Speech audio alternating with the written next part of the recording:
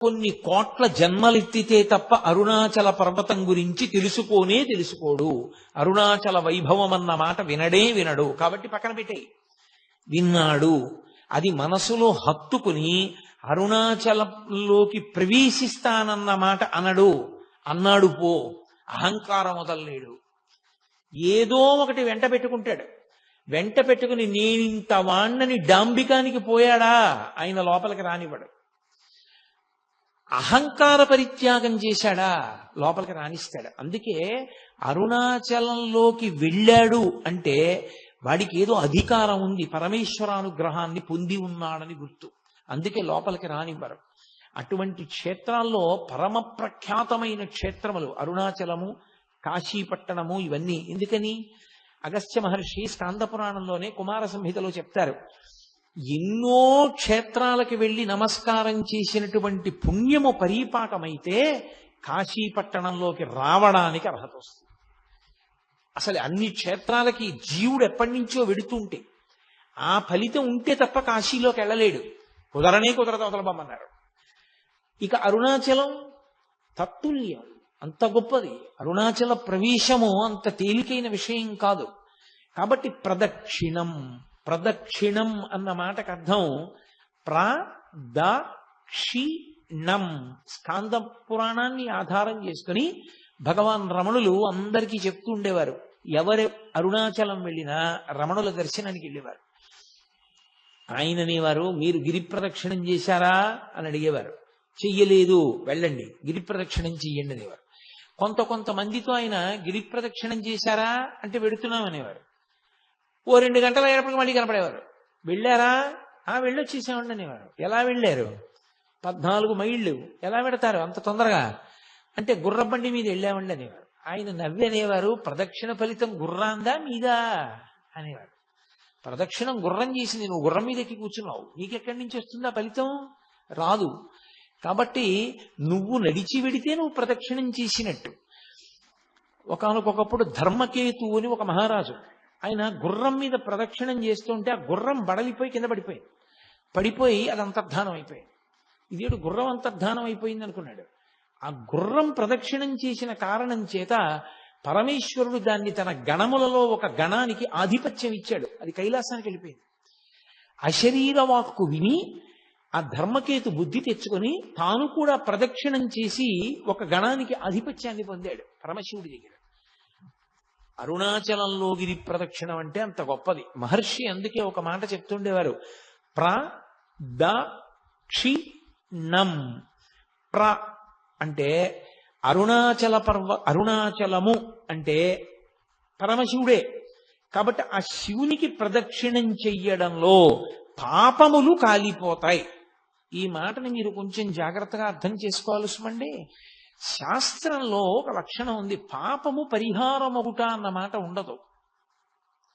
పాపాలు పోవడం అన్నది ఉండదు. మీరు ఒకసారి పాపం చేశారనుకోండి, మీరంటే మనం అనుకోండి, నేను ఏదో ఉపన్యాసం చెప్తున్నాను కాబట్టి మీరు అంటూ ఉంటాను, ఒకరిని ఉద్దేశించి మాట్లాడేటప్పుడు అలా అనడం స్వాభావికమైన విషయం. అంతేగాని అది మీరందరూ పనికిమాలిన వాళ్ళు, నేను ఒక్కడిని పనికొచ్చేవాడిని అని కాదు దాని ఉద్దేశం. ఇన్ బిట్వీన్ ది లైన్స్ అంటారు, అర్థం బద్ధం లేకుండా అలా అర్థం చేసుకోకూడదు ఉపన్యాసాన్ని. మీరంటే నేను కూడా అందులో మనం అని మాట్లాడడం అన్ని వేళలా సాధ్యం కాకపోవచ్చు. ప్రదక్షిణం చేయడంలో పాపనాశనము అన్న మాటకి గొప్పతనం ఎందుకు వచ్చిందంటే, ఒక పాపం చేస్తే ఆ పాపం పోదు, అది అలా ఉంటుంది. అది అలా ఉండి ఫలితాన్ని ఇస్తుంది. పుణ్యం చేశారనుకోండి, పాపం చేశారనుకోండి, పాపం పుణ్యాన్ని కొట్టదు, పుణ్యం ఉంటుంది. పాప పుణ్యములు రెండూ ఏకకాలంలో అనుభవించవచ్చు. ఎప్పుడు? భయంకరమైన పాపములు చెయ్యలేదని గుర్తు ఏంటంటే, పాపము పుణ్యము ఏకకాలమునందు అనుభవిస్తూ ఉంటాడు. పుణ్యం ఉంది, బోలెడన్ని పళ్ళు పుచ్చుకుంటూ ఉంటాడు. ఎందుకు పుచ్చుకుంటాడు? ఆయన మీద గౌరవంతో పట్టుకొచ్చి ఇస్తూ ఉంటారు పళ్ళు. ఆయనేం అడిగాడని కాదు దాని ఉద్దేశ్యం. కానీ ఆయనకు ఒక పాపం ఉంది గతంలో చేసింది, అది ఆయనకి షుగర్ రూపంలో ఉంది, మధుమేహ రూపంలో. ఆయన ఒక్క పండు తినడం. నవనవనవలాడిపోతున్నటువంటి పళ్ళు, అత్యంత వెలపెట్టి కొనవలసిన పళ్ళన్నీ ఆయన దగ్గరికి వస్తాయి.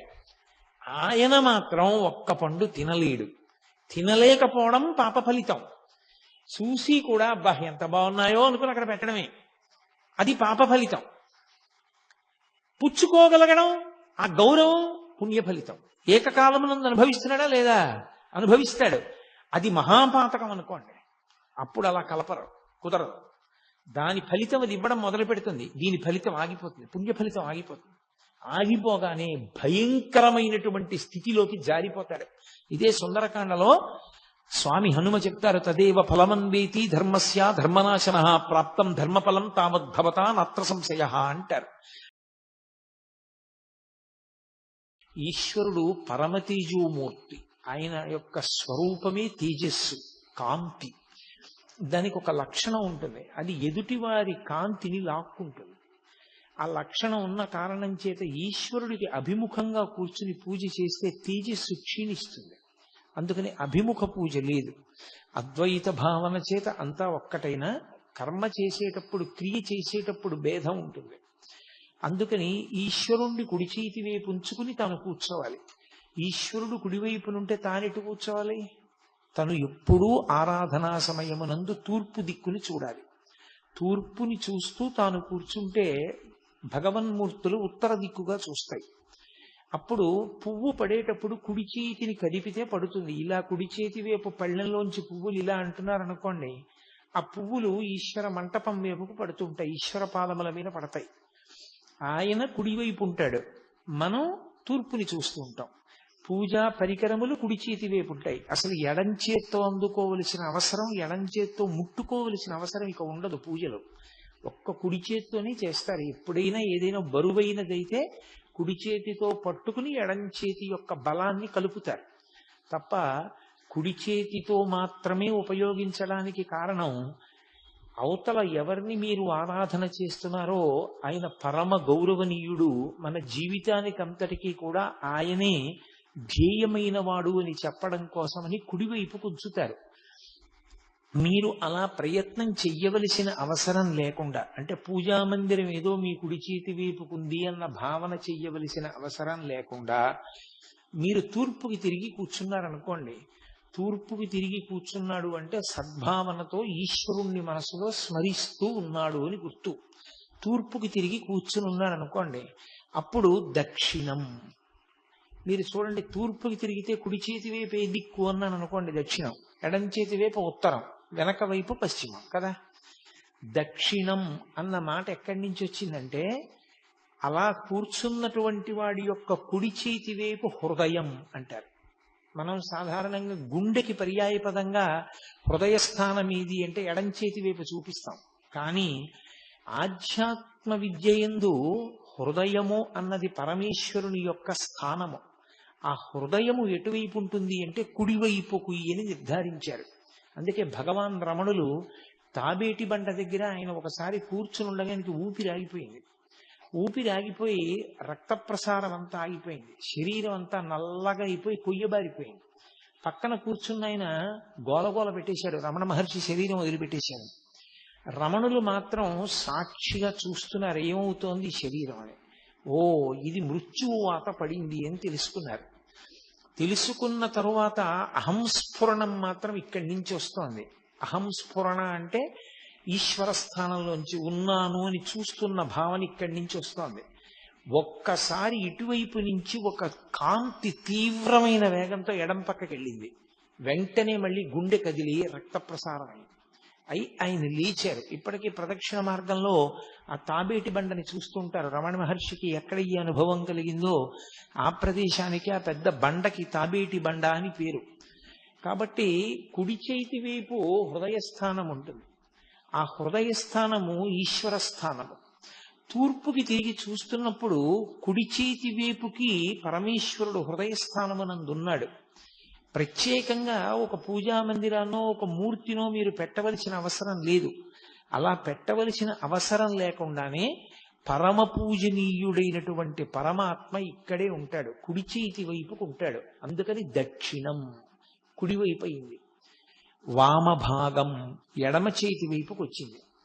ఇప్పుడు ప్రదక్షిణం అంటే ఏది పరమ పూజనీయమైన ప్రదేశమో, ఏది అత్యంత గౌరవనీయమైనదో దానిని మీ కుడి చేతి వైపుకి ఉంచుకుని మీరు కదిలితే ప్రదక్షిణం అంటారు. ఎందుచేత కదిలేటప్పుడు మీరు తిరుగుతున్నప్పుడు అది మీ ఎడం చేతి పక్కకి ఎప్పుడూ రాకూడదు, అది మీ కుడి చేతి వైపునే ఉండాలి. ప్రదక్షిణం అన్న మాటకు అర్థం ఏంటంటే మీరు దాని ఎందున్నటువంటి అపార గౌరవము చేత మీరు మీ కదలికల యందు ఆ వస్తువు మీ కుడి చేతి వైపున మాత్రమే ఉండేటట్లుగా చూసుకుంటే మీరు ప్రదక్షిణం చేశారు అని పిలుస్తారు. ప్రదక్షిణానికి సంబంధించిన భావన తెలియకుండా, దాని గురించి అసలు ఏమీ తెలియకుండా ప్రదక్షిణం చేశారనుకోండి, అది తప్పని నేను అంటలేదు. కానీ అసలు భావన లేదనుకోండి, మనసులో ఏమీ లేదు, ఉత్తిని తిరుగుతున్నాడు. ఉత్తిని తిరిగితే ఏమవుతుంది? ఎక్కడ ఏం చెయ్యకూడదో అది చేస్తాడు, మాట్లాడతాడు మధ్యలో. ఎందుకు మాట్లాడతాడు? దాని గౌరవం తెలియదు, దాని పవిత్రత తెలియదు, తెలియనప్పుడు మాట్లాడతాడు. కాబట్టి అంత పూజనీయమైన వస్తువుని కుడి చేతి వైపు ఉంచుకుని తిరుగుతున్నప్పుడు మాట్లాడకూడదు మధ్యలో. ప్రదక్షిణం చేస్తూ మాట్లాడాడు అనుకోండి, అప్పుడు అది ప్రదక్షిణం అవ్వదు. అది అందరూ దేన్ని గౌరవిస్తున్నారో అదంత గౌరవనీయమైనదేమి కాదు అని చెప్పినట్లు అవుతుంది. అందుచేత మాట్లాడకుండా తిరుగుతారు. మీరు ఒక దేవాలయానికి ప్రదక్షిణం చేశారు అంటే గుర్తు ఏమిటి? ఇక్కడ మొదలుపెట్టి ఇలా తిరిగి వచ్చాను అనుకోండి, ప్రదక్షిణం. నేను ఇలా తిరిగి వచ్చినా నా ఈ స్తంభం నా కుడి చేతి వైపుకే ఉంటుంది తప్ప ఎడం చేతి వైపుకి రాదు. అలా రాకుండా నేను చుట్టూ తిరిగి వస్తే ప్రదక్షిణం చేశాను అంటారు. అంటే నేను దాని చుట్టూ తిరిగినా అది మాత్రం నా ఎడమ వైపుకి రాకూడదు, కుడి చేతి వైపునే అది ఉండేటట్టు చూసుకోవాలి. అలా చేస్తే ప్రదక్షిణం. బాగుందండి, ఎందుకు చెప్పినట్టు మాకు ఇదంతా అని ఒక ప్రశ్న వెయ్యొచ్చు మీరు. ప్రదక్షిణం అన్నది ఎప్పుడు కుదురుతుంది? దానికి అంతటా వ్యాపించే లక్షణం లేకపోతేనే మీరు ప్రదక్షిణం చెయ్యగలరు. ఇప్పుడు ఇది ఉంది, ఈ స్తంభం ఇంతే ఉంది, ఇంతే ఉంది కాబట్టి నేను దీని చుట్టూ తిరుగుతాను. ఇది బ్రహ్మాండం అంతా ఆక్రమించింది అనుకోండి, నేను తిరగగలనా? నా వల్ల అవుతుందా తిరగడం? బ్రహ్మాండం అంతా ఇది వ్యాపించేస్తే దీని చుట్టూ నేను ఎలా తిరగను? తిరగలేను నేను, నా సాధ్యం కాదు. ఇంకా శివుడికి మారు పేరు ఉంది, స్థాణుహు అని. స్థాణుహు అంటే కదలనివాడు అని. కదలనివాడు అంటే ఎందుకు కదలడు? జడత్వంతో కదలడా? కొంతమందిని చూడండి, ఏమిరా ఎంత చెప్పినా కదలవేరా, నువ్వు అలా కూర్చుంటావు, నీకేం జడత్వమా అంటారు. ఆయనకి జడత్వముండి కదలనివాడు కాదు, ఆయన కదలడానికి చోటు లేదు. ఎందుకని? నిన్ననే మీతో నేను మనవి చేశా, యజుర్వేదం ఒక మాట అంటుంది, బ్రహ్మాండ వ్యాప్త దేహ అని పిలిచింది ఆయన్ని. బ్రహ్మాండమంతా ఆయన శరీరమై నిండిపోయింది. అసలు నిజానికి శివతను అని అమ్మవారికి పేరు. అమ్మవారు ఈ బ్రహ్మాండములుగా ఉంటుంది, అది శివుడి శరీరం. అమ్మవారు పరమశివుని యొక్క శరీరమై ఉంటుంది, ఆ శరీరము ఈ బ్రహ్మాండము. ఈ బ్రహ్మాండమంతా శివుడైపోతే మీరు ఎలా ప్రదక్షిణం చేస్తారు నాకు చెప్పండి? అసలు ప్రదక్షిణం అన్న మాటకు అర్థమైనా ఉందా? ఇంకా ఎలా తిరుగుతారు? బ్రహ్మాండానికి చుట్టూ తిరగాలి అంటే బ్రహ్మాండానికి ఆవలి మీరు నిలబడాలి. బ్రహ్మాండానికి ఆవల నిలబడి ఏ ఆధారం మీద మీరు దాని చుట్టూ తిరుగుతారు? అప్పుడు ఇక అసలు గౌరవ ప్రకటనం అన్న మాట కానీ ప్రదక్షిణం అన్న మాట కానీ ఎలా సంభవం అవుతుంది? సంభవం కాదు. అంతటా నిండనివాడు పరమేశ్వరుడు కాడు. అంతటా నిండినవాడు పరమేశ్వరుడైతే మీకు ప్రదక్షిణం లేదు కాదు, అవునా కాదా? మీరు ప్రదక్షిణం చేశారంటే వాడు పరమేశ్వరుడు కాడు. ఎందుకని? వాడు అంతటా నిండి లేడు. మీరు ప్రదక్షిణం చేయలేకపోయారంటే వాడు పరమేశ్వరుడు, అంతటా నిండి ఉన్నాడు. మరి ప్రదక్షిణం మనం ఎలా చేస్తున్నాం? మరి గిరి ప్రదక్షిణం అన్న మాట ఎలా వచ్చింది స్కాంద పురాణంలో? అంటే అసలు ప్రదక్షిణం చేసేటటువంటి వానికి ఉండవలసిన మొట్టమొదటి భావన అది. ప్రదక్షిణం చేసేటప్పుడు రెండు చేతులు జోడించి నమస్కరించి ఒక భావన చేస్తారు. ఏమిటా భావన? అంతటా నిండిన పరమాత్మ నేను ఆయన చుట్టూ తిరగడానికి ఆనుకూల్యత వహించి ఒక రూపంగా ఆయన కిందకి దిగొచ్చాడు, తక్కువగా దిగిపోయాడు. ఆయన దిగిపోయి ఇప్పుడు తిరుగు నా చుట్టూ అన్నాడు. ఇప్పుడు తిరుగు నా చుట్టూ అన్నాడు కాబట్టి తిరగగలుగుతున్నారు, లేకపోతే ఎలా తిరుగుతారు? తిరగడం సాధ్యం కాదు. అంతటా నిండిపోయినటువంటి పరమేశ్వరుడు ఒక లింగ రూపాన్ని ధరించాడు, ధరించి తిరుగు నా చుట్టూ అన్నాడు. ఇప్పుడు తిరగగలిగారు. అందుకే భగవాన్ రమణులు కూర్చునుంటే ఒకరు వచ్చి ఆయనకి ప్రదక్షిణం చేశారు. ఏం చేస్తున్నారన్నారు. అంటే రమణులతో ఆయన అన్నాడు, మీకు ప్రదక్షిణం చేశానన్నాడు. మీరు నాకు ప్రదక్షిణం చేయగలరా అన్నారు రమణ మహర్షి. ఆయనకి అర్థం కాలేదు. మీరు నాకు ప్రదక్షిణం చెయ్యగలరా అన్న మాటకు అర్థం ఏమిటో తెలుసా? నేను ఆత్మని, నేను శరీరాన్ని కాను. ఆత్మ అంతటా నిండిపోయింది. మీలో ఉన్న ఆత్మ నాలో ఉన్న ఆత్మ కన్నా భేదం కాదు. కానప్పుడు ఒకటైన వస్తువు తన చుట్టూ తాను ఎలా తిరుగుతోంది? ఎలా ప్రదక్షిణం చేస్తారు?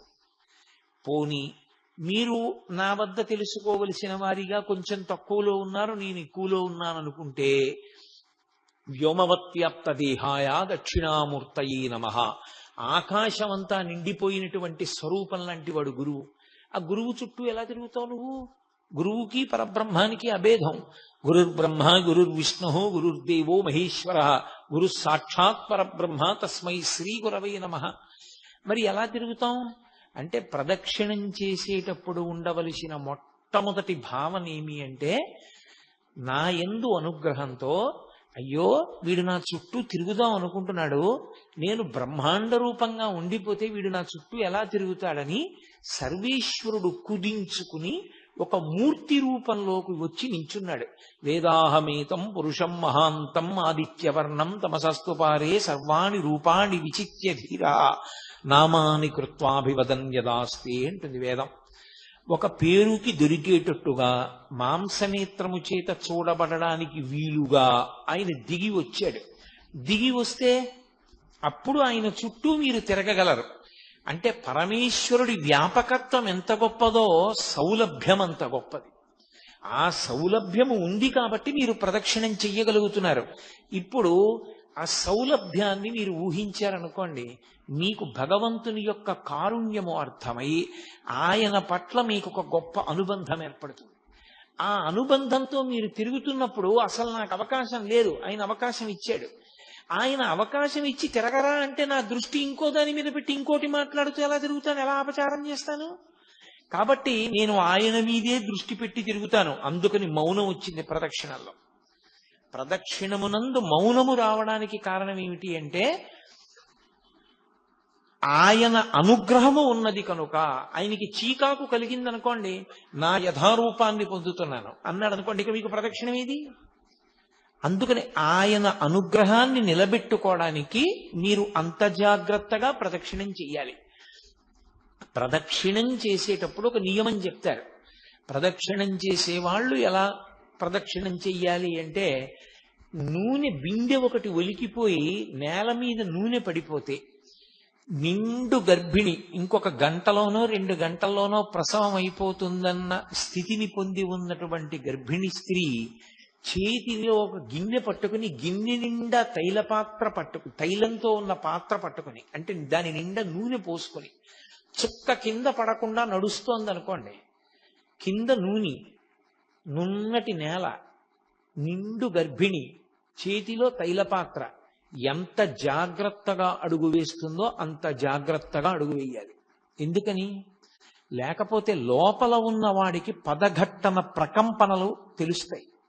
అది అపచారమైన పట్ల. ఇప్పుడు ఇందాక నేను గభాలన వేదిక మీదకి వచ్చాను, ఇది ఏమైంది? కింద పడింది. ఎందుకని? నా పదఘట్టనల ప్రకంపనలు ఇది పుచ్చుకోలేకపోయింది, ఇది కింద పడింది. మీరు పదఘట్టనలు చేస్తూ నడుస్తున్నారనుకోండి, చేస్తే లోపల ఉన్న మూర్తికి ఇబ్బంది కలుగుతుంది. అందుకని నిశ్శబ్దంగా ప్రశాంతంగా నడవాలి. భక్తి ఉద్దీపనమైతే భగవన్నామని చెప్పచ్చు. నర్తన చేస్తూ ప్రదక్షిణం చేసేవాళ్ళు ఉంటారు. నృత్య ప్రదక్షిణము అని ఈశ్వరుని యొక్క ఆరాధన క్రమంలో ఒక భాగం. నృత్యం చేస్తూ ప్రదక్షిణం చేస్తారు, పాట పాడుతూ ప్రదక్షిణం చేస్తారు, సంగీత వాద్యాన్ని మోగిస్తూ ప్రదక్షిణం చేస్తారు, మౌనంగా ప్రదక్షిణం చేస్తారు. తప్ప లౌకికమైన మాటలు మాట్లాడుతూ ప్రదక్షిణం లేనే లేదు అసలు. కాబట్టి అసలు మాట్లాడుతూ ప్రదక్షిణం చేశాడు అంటే వాడికి ప్రదక్షిణం గురించి ఏమీ తెలియదు అని గుర్తు. ఎందుకు ప్రదక్షిణం చేస్తారు?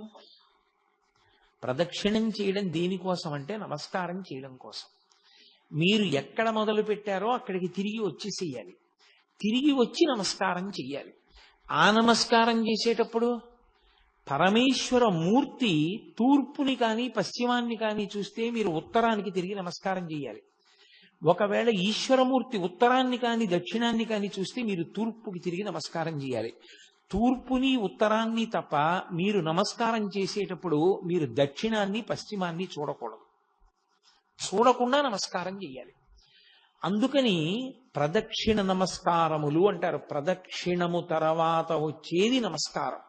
ఇది తత్వాన్ని మీరు బాగా పట్టుకోకపోతే ఎప్పుడు ఎక్కడికి వెళ్ళి ఏ ప్రదక్షిణం చెయ్యండి, ప్రదక్షిణమన్న మాట చేత అపరాధం చేస్తాడు తప్ప వాడు శాస్త్రవిహితమైనటువంటి ప్రదక్షిణ చెయ్యలేడు. ఇందుచేత ప్రదక్షిణము కదలిక, నమస్కారము కదలికలు ఆగిపోతాయి. మీరు గమనించండి.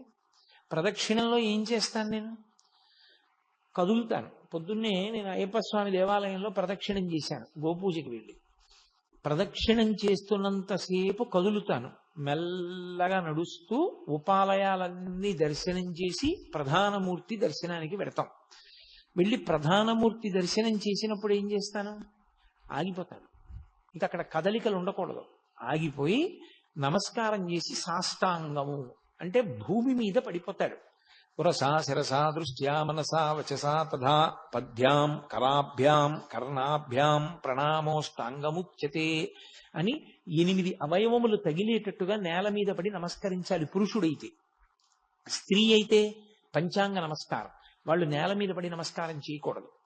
కాబట్టి ఇప్పుడు నమస్కారం చేస్తే కదలికలన్నీ ఆగిపోవాలి కాసేపు. దాని రహస్యం ఏమిటో తెలుసా? ఎందుకు ప్రదక్షిణ నమస్కారాలు వచ్చాయో తెలుసా? ప్రదక్షిణం చేసేటప్పుడు ఎంత మౌనంగా ఎంత జాగ్రత్తగా నడిచావో ధర్మాన్ని అంత జాగ్రత్తగా పట్టుకుని కదులుతూ ఉండాలి. ధర్మము ప్రతి క్షణం కదిలిపోతుంది. ఒక క్షణంలో ఉన్న ధర్మం ఇంకో క్షణంలో ఉండదు. ఒక చోట ఉన్న ధర్మం ఇంకొక చోట ఉండదు. ఇక్కడ నాది ఒక ధర్మం, మీది ఒక ధర్మం. మీరు శ్రోత, మీరు కదలకుండా వింటారు. నేను కొంత కదులుతూ ఉంటాను. నేను ఉన్నతాసనం మీద కూర్చుంటాను చెప్పేవాడిని కాబట్టి. వినేవాళ్ళు చెప్పేవాడి మీద గౌరవంతో అంతకన్నా క్రిందకి కూర్చుంటారు.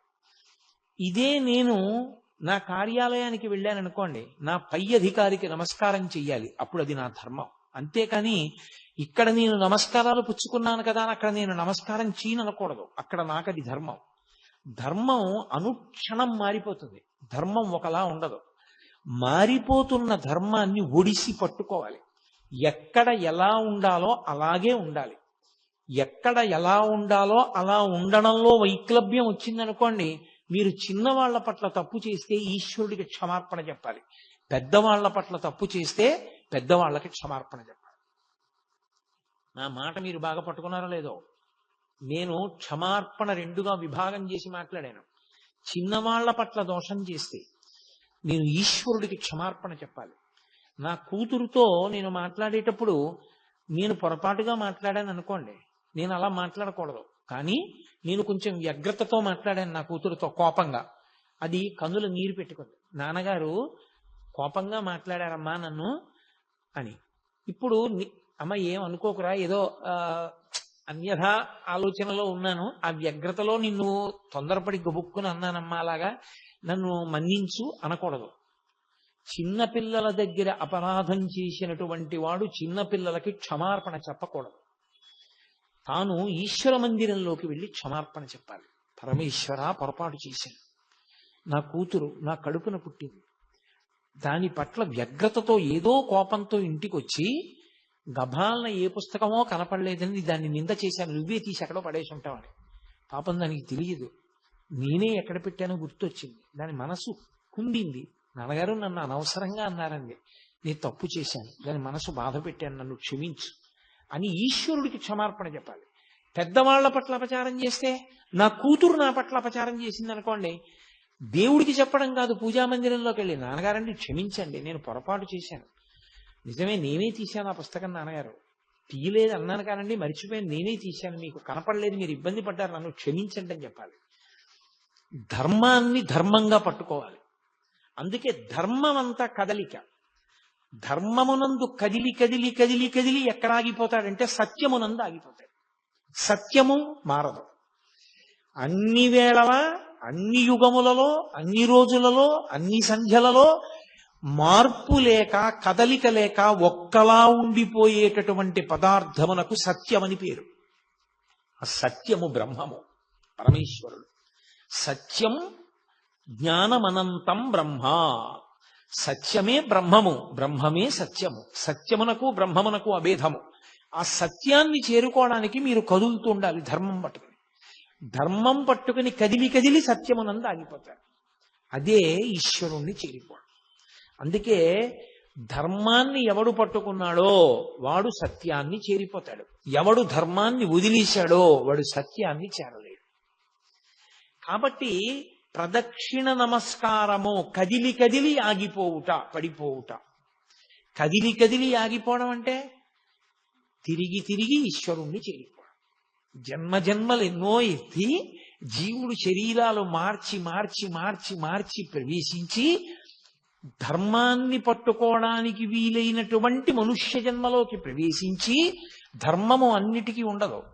మనుష్యునొక్కనికే ధర్మం, మిగిలిన వాటికి అన్నిటికీ కలిపి ఒకటే ధర్మం, పశుధర్మం. పశుధర్మో నమే ప్రీతిం అంటాడు వ్యాసుడు దేవి భాగవతంలో. పశుధర్మం అంటే దానికి ఏమీ ప్రమాణములు ఉండవు. ఆకలేసింది మీరబడి తినేయడమే, తనకన్నా బలహీనమైన ప్రాణి చెనకేయడమే, తనకి కామం కలిగింది తన కడుపున పుట్టినటువంటి దూడైనా సరే దానితో సంభోగించడమే. మనుష్యునకు అలా కుదరదు. ఆయనకి ధర్మం ఉంది. ఎలా పట్టుకోవాలో అలా పట్టుకోవాలి. ఎలా పట్టుకోవాలో చెప్పేది ఎవరు? వేదం. ఇక రెండో పదార్థం లేదు. ధర్మం చెప్పడానికి లోకంలో అధికారం ఉన్నది ఎవరికి? గురువుకి కూడా లేదు. గురువు ఎప్పుడవుతాడంటే అచంచల విశ్వాసము వేదమునందుంటే. వేదం ఏం చెప్పిందో అది చెప్తేనే గురువు తప్ప గురువు గారు చెప్తే ధర్మం అవదు. వేదాన్ని గురువు గారు చెప్పారు కాబట్టి ధర్మం అవుతుంది. గురువు వేదం ఒక్కటే చెప్తాడు. వేదాంతర్గతమైన విషయమును మాత్రమే గురువు చెప్తాడు. అందుకే వేదమే ప్రమాణము, శృతి ప్రమాణం తప్ప వేరొకటి ప్రమాణము కాదు. ఆ వేదము ధర్మాన్ని చెప్పింది. ఇదిగో ఈ తత్వాన్ని పట్టుకుంటే ముందు ప్రదక్షిణం చేయడానికి అధికారం వచ్చిందని గుర్తు.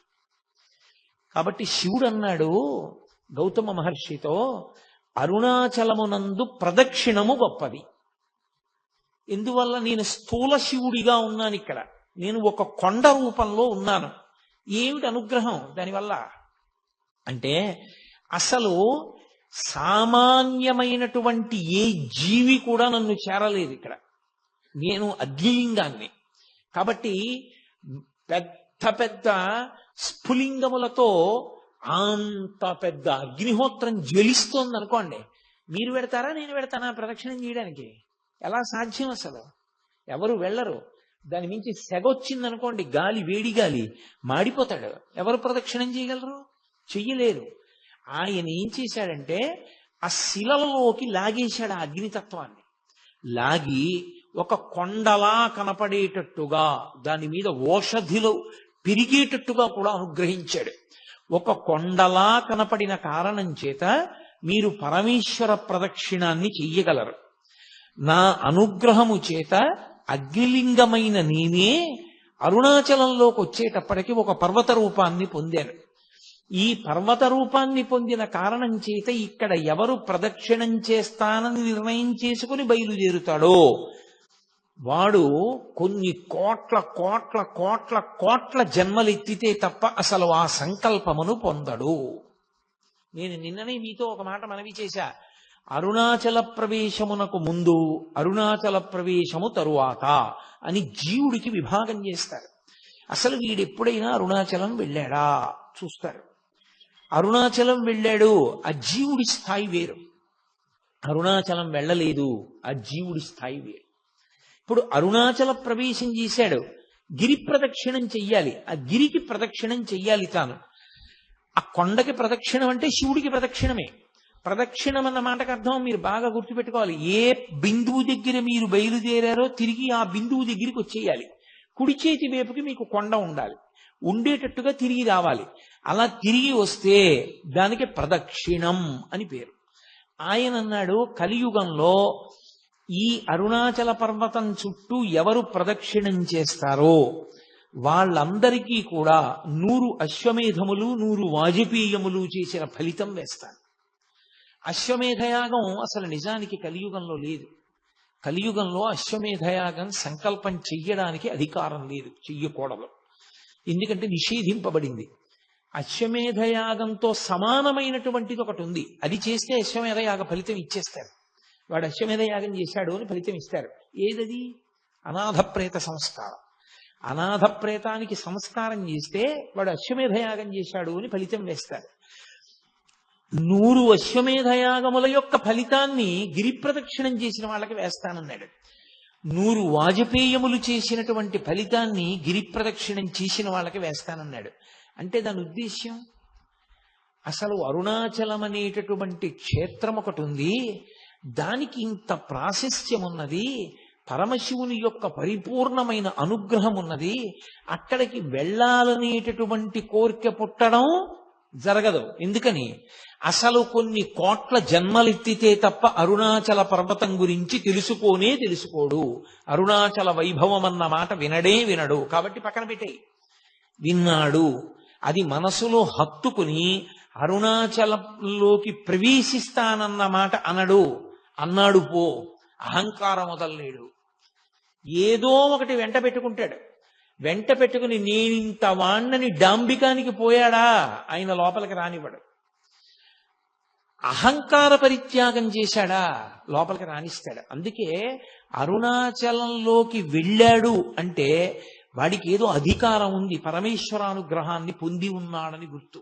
అందుకే లోపలికి రానివ్వరు. అటువంటి క్షేత్రాల్లో పరమ ప్రఖ్యాతమైన క్షేత్రములు అరుణాచలము, కాశీపట్టణము, ఇవన్నీ. ఎందుకని? అగస్త్య మహర్షి స్కాంద పురాణంలోనే కుమార సంహితలో చెప్తారు, ఎన్నో క్షేత్రాలకు వెళ్ళి నమస్కారం చేసినటువంటి పుణ్యము పరీపాకమైతే కాశీపట్టణంలోకి రావడానికి అర్హత వస్తుంది.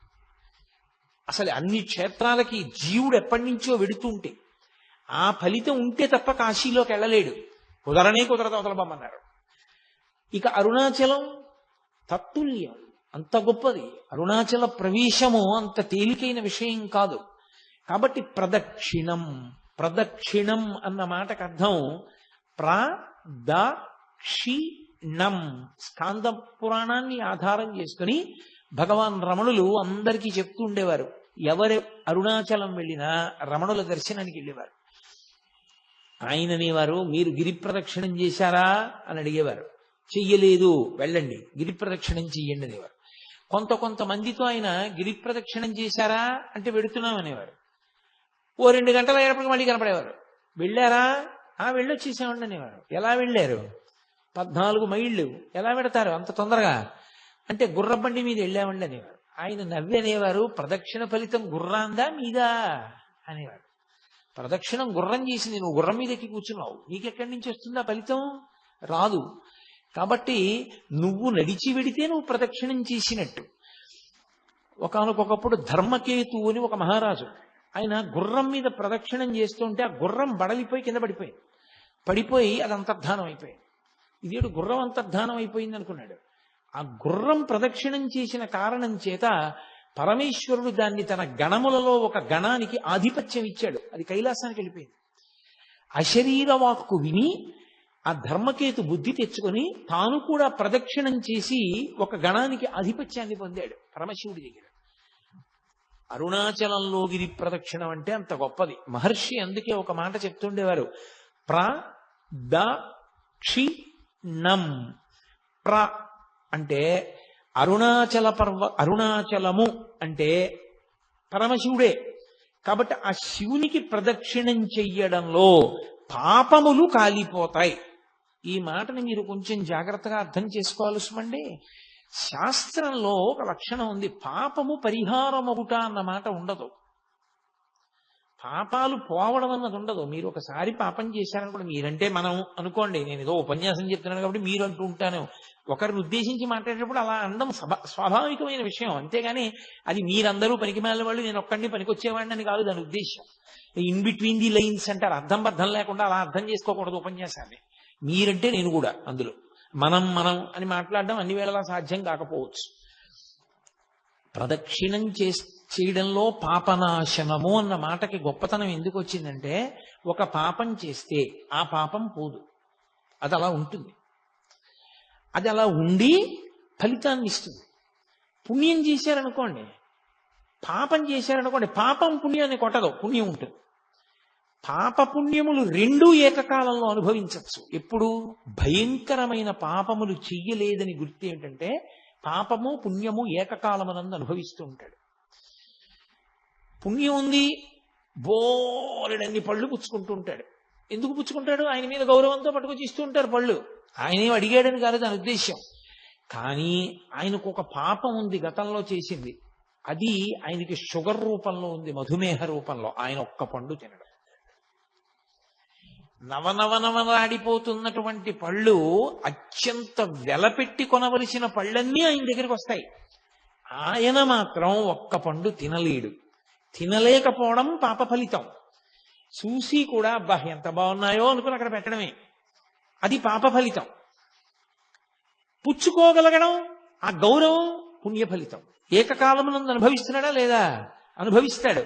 అది మహాపాతకం అనుకోండి, అప్పుడు అలా కలపరు, కుదరదు. దాని ఫలితం అది ఇవ్వడం మొదలు పెడుతుంది, దీని ఫలితం ఆగిపోతుంది, పుణ్య ఫలితం ఆగిపోతుంది. ఆగిపోగానే భయంకరమైనటువంటి స్థితిలోకి జారిపోతాడు. ఇదే సుందరకాండలో స్వామి హనుమ చెప్తారు, తదేవ ఫలమన్వేతి ధర్మస్య ధర్మనాశన ప్రాప్తం ధర్మఫలం తావద్భవతా నత్ర సంశయ అంటారు. పాపములను కాల్చరు, పాపం అలాగే ఉంటుంది. విశేషమైనటువంటి ఈశ్వరానుగ్రహము కలిగినటువంటి ప్రదేశములలో ఈశ్వరుడే ప్రమాణం చేశాడనుకోండి, నేను కాల్చేస్తానన్నాడు అనుకోండి, అప్పుడు కాల్చేస్తాడు, అప్పుడు తీస్తాడు. అది జీవుడికి పరమ అదృష్టం. అది ఎలా పోతుందండి? అలా కుదరదు. అలా ఎలా పోతాయి? చేసిన పాపాలేం పోవు, పట్టుకుని ఉంటాయి అలాగా. ఆ పాపములను కాలుస్తారు. ఎప్పుడు? అరుణాచలంలో గిరి ప్రదక్షిణానికి వెళ్ళినటువంటి వాడికి. ఎలా ప్రదక్షిణం? నేను ఇందాక చెప్పినట్టు ప్రదక్షిణం చేస్తే, భగవన్నామం చెప్తూ వెడితే, నృత్యం చేస్తూ వెడితే, మహానుభావులు 1000 కన్నా ఎక్కువ మార్లు అరుణాచలానికి శరీరాన్ని నేల మీద పడేసి దొర్లిస్తూ పొర్లు దండాలు పెడుతూ ప్రదక్షిణాలు చేసిన వాళ్ళు ఉన్నారు. అంత గౌరవంతో ఆ పర్వతానికి పరమశివ స్వరూపంగా ప్రదక్షిణం చేశారు. కాబట్టి అలా ప్రదక్షిణం చెయ్యడానికి నువ్వు ఉపక్రమించి ప్రదక్షిణం చేస్తే పాపములు కాలిపోతాయి. పాపము ప్రతిబంధక స్వరూపం. ఏదైనా ఒక కోరిక తీరకపోవడానికి కారణం ఏమిటంటే పాపమే ప్రతిబంధకంగా అడ్డొస్తుంది. ఇప్పుడు చూడండి, కొంతమంది కాశీ వెడదాం అనుకుంటారు, పాపం అన్నీ సిద్ధం చేసుకుంటాడు, ఇంకా రేపు కాశీ వెడదామనగా ఇవాళ ఏదో ప్రతిబంధకం వస్తుంది, వాడి దాంట్లోంచి బయటికి రాలేడు, అందులో కాశీ ప్రయాణం ఆపేసుకుంటాడు. ఈశ్వరుణ్ణి ఏదో సేవిద్దాం అనుకుంటాడు, సేవించలేడు, వదిలిపెట్టవలసి వస్తుంది, పూజలోంచి లేచిపోవలసి వస్తుంది, ఒక్కొక్కసారి తప్పదు. అలా జరిగింది. ఒక దేవాలయానికి వెడదాం అనుకుంటాడు, ఎవరో వస్తారు, ఆయన్ని చూడగానే అయ్యో గుడిలోకి ఎడుతున్నాను అన్నా కూడా మనసు చిన్న చేసుకుని లోపల బాధపడుతున్నా పైకి వికిలిన ఒకటి నవ్వి రెండంటూ తీసుకుని ఇంట్లోకి ఎడతాడు. ఆయన వెళ్ళిపోతారు, గుడి కట్టేస్తారు. అంత పరమపావనమైన తిథి నాడు దేవాలయానికి వెళ్ళడం లేదు. మంచి కార్యం, గుడికి వెళ్ళాలి, అనారోగ్యం, వెళ్ళలేడు. నేను శాస్త్రం చెప్తున్నానని గుర్తుపెట్టుకోండి. మీతో పాపము ప్రతిబంధకమై అడ్డొస్తుంది, మిమ్మల్ని చెయ్యనివ్వదు. ఆ మంచి పని అడ్డుపడి అప్పటికి మిమ్మల్ని అడ్డు పెట్టి తర్వాత తొలగుతుంది, కానీ కాలం దాటిపోతుంది. కాలం ఆగదుగా, కాలం వెళ్ళిపోతుంది. మీరు ఆ పుణ్యాన్ని సంపాదించుకోలేరు. సంపాదించకుండా అడ్డొస్తూ ఉంటుంది. అడ్డుపడినంత కాలం మీ కోరికలు తీరవు. పుణ్యబలం లేదు కాబట్టి మీ కోరికలు తీరే అవకాశం ఉండదు. కాబట్టి ఇప్పుడు పాపము కాలడం అంత గొప్పది. కోరికలను తీర్చుకోవడానికి, కోరికలంటే పనికిమాలిన కోరికలని కాదు నా ఉద్దేశంలో, జీవుడు అభ్యున్నతిని పొందడానికి ఏ కోరికలు మంచివో అటువంటి కోరికలు తీరడానికి అది కారణమవుతుంది. ఇప్పుడు నేను అమెరికా ప్రెసిడెంట్ అవ్వాలని ఒక ఆయన అడిగాడు, నాకు కొడుకు పుట్టాలండి అని ఒక ఆయన అడిగాడు. రెండూ కోరికలే, కానీ ఒక కోరిక పరమ ధార్మికం. మీరు మార్గం చెప్పచ్చు. అయ్యా మీకు కొడుకు పుట్టలేదా, ఓ పని చేయండి, మీకు సంతానం లేకపోతే ఫలానా దేవాలయాన్ని ఆశ్రయించండి అని చెప్పచ్చు. ఎందుకని? అది ధార్మికం, అది ఉండవలసిన కోరిక. సంతానం ఉండాలన్న కోరిక ఎవరికి ఉండదు? సంతానం లేకపోతే ఉత్తరగతులు ఉండవు. కాబట్టి మీరు సలహా చెప్పచ్చు. అమెరికా ప్రెసిడెంట్ ఎందుకు నీకు? అది అడిగిన వాడికి అవతల పొమ్మని చెప్పచ్చు. ఏ కోరిక తీర్చాలో ఏ కోరిక తీర్చకూడదో మనకే వివక్ష ఉన్నప్పుడు పరమేశ్వరుడికి ఉండదు. వాంఛితార్థ ప్రదాయిని, ఏ కోరిక తీరాలో ఆ కోరిక తీరుస్తాడు పరమేశ్వరుడు.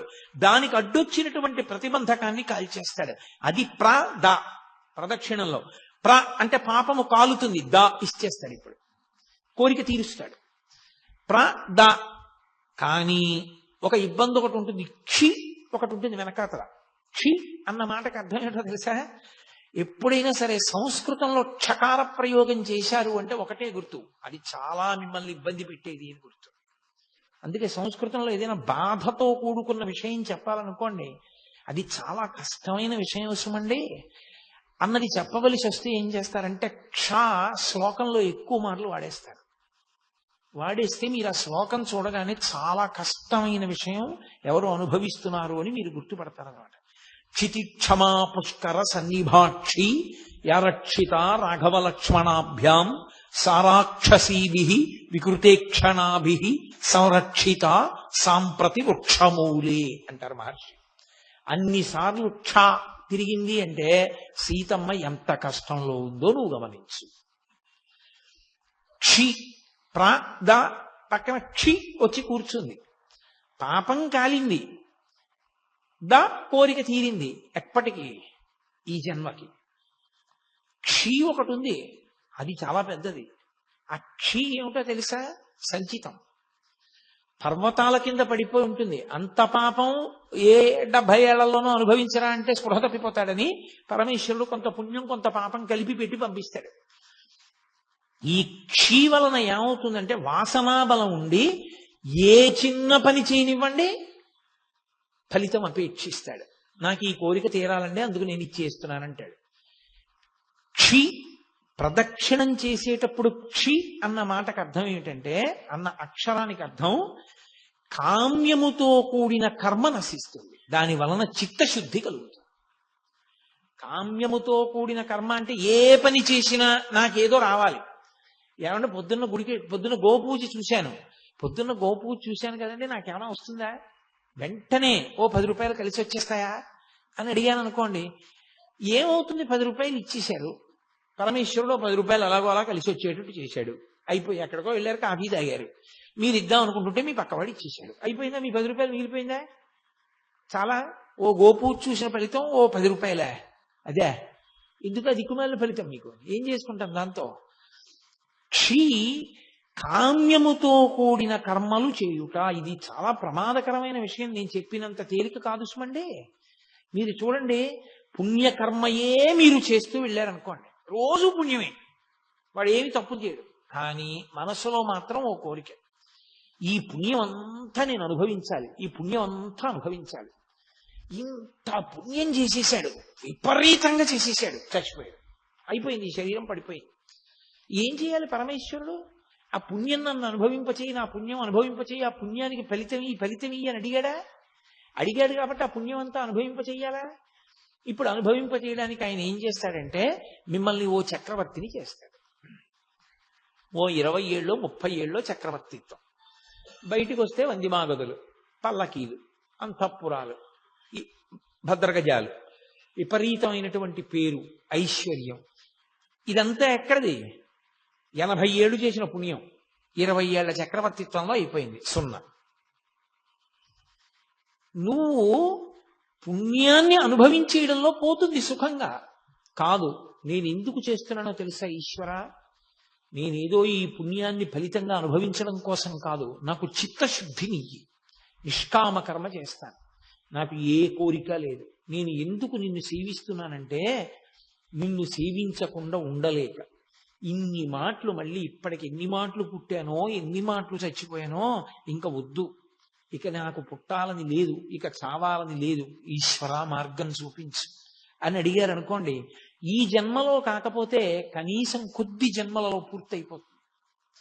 ఎలా అయిపోతుంది అంటే చిత్తశుద్ధితో కూడినటువంటి స్థితి వలన జ్ఞానము కలుగుతుంది. ఆ జ్ఞానము వలన మోక్షం వస్తుంది. మోక్షం అంటే ఈశ్వరునిగా నిలబడిపోవుట, తన తత్వము ఆత్మతత్వము ఎరుకలోనికి వచ్చుట, అనుభవములోనికి వచ్చుట, అద్వైత స్థితి అంటారు. అది క్షి నిష్కామకర్మ చేత చిత్తశుద్ధి కలిగి నా పునరావృత్తి ఆగిపోవుట. ఇక పుట్టడు. అది ఈ జన్మలో అవ్వచ్చు, కొద్ది జన్మలలో అవ్వచ్చు, కానీ ఆగుతుంది. అటువైపుకి నడుస్తాడు. ఈ నాలుగింటిని ఇవ్వగలిగినది కనుక ప్రదక్షిణం, అందుకొచ్చింది ఆ మాట. కాబట్టి అది చిన్న చిన్న కోరికలు కోరుకుని ప్రదక్షిణం చెయ్యకు, నీకు అద్భుతమైన స్థితిని కల్పించగలదు. అందుకని నిష్కామముగా ఏ కోరిక లేకుండా ఆ క్షేత్రంలో స్థూల శివుని యొక్క రూపంలో ఉన్నటువంటి కొండకి గిరి ప్రదక్షిణం చెయ్యి అని. కాబట్టి ఆ ప్రదక్షిణ తత్వము అంత గొప్పదై కూర్చుంది. ఈ ప్రదక్షిణం చేయడంలో ఏ కారణానికి చేయనివ్వండి, బుద్ధి ఉందనుకోండి ప్రదక్షిణ తత్వం అర్థం అవుతుంది. ఒక్కొక్కసారి బుద్ధి ఉండదు. ఆ ప్రాణికి తనంత తానుగా బుద్ధి ఉన్న ప్రాణి కాదు, కానీ అది ఎందుకో పరిగెత్తింది కొండ చుట్టూ.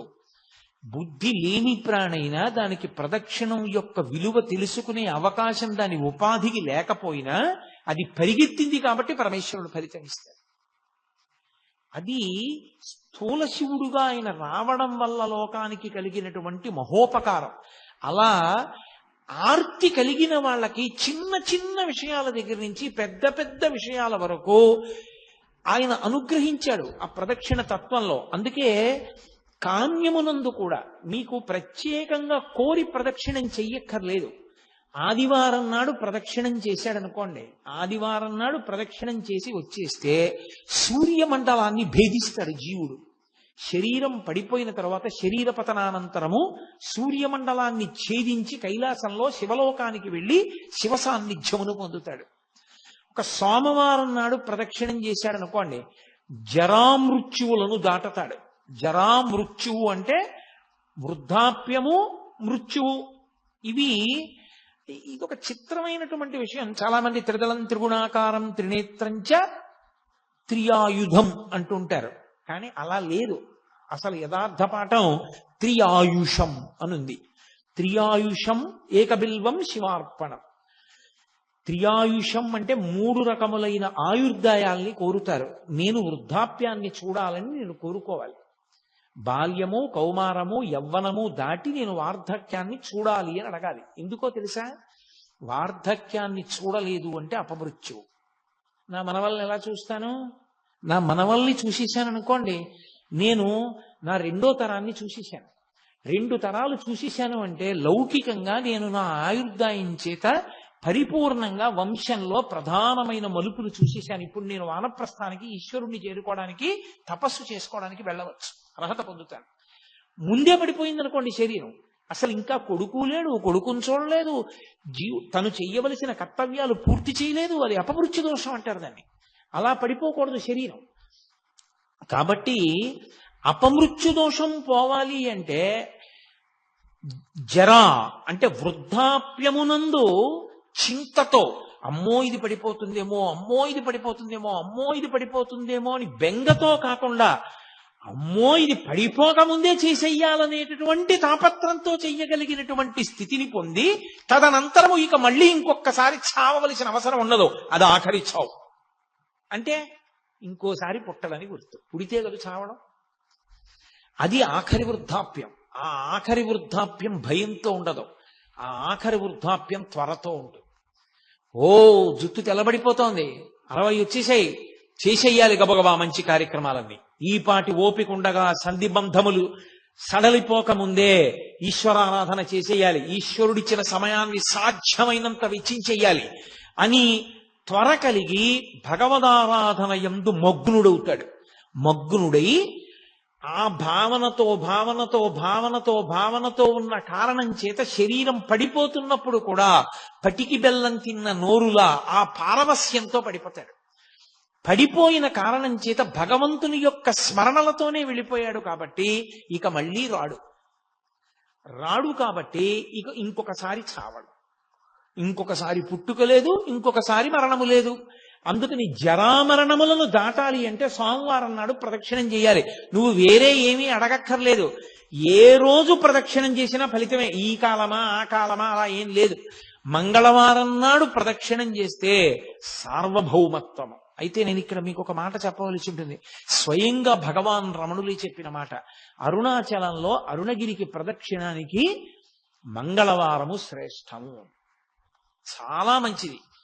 మంగళవారం నాడు గిరి ప్రదక్షిణం చేస్తే ఎందుకో తెలుసా?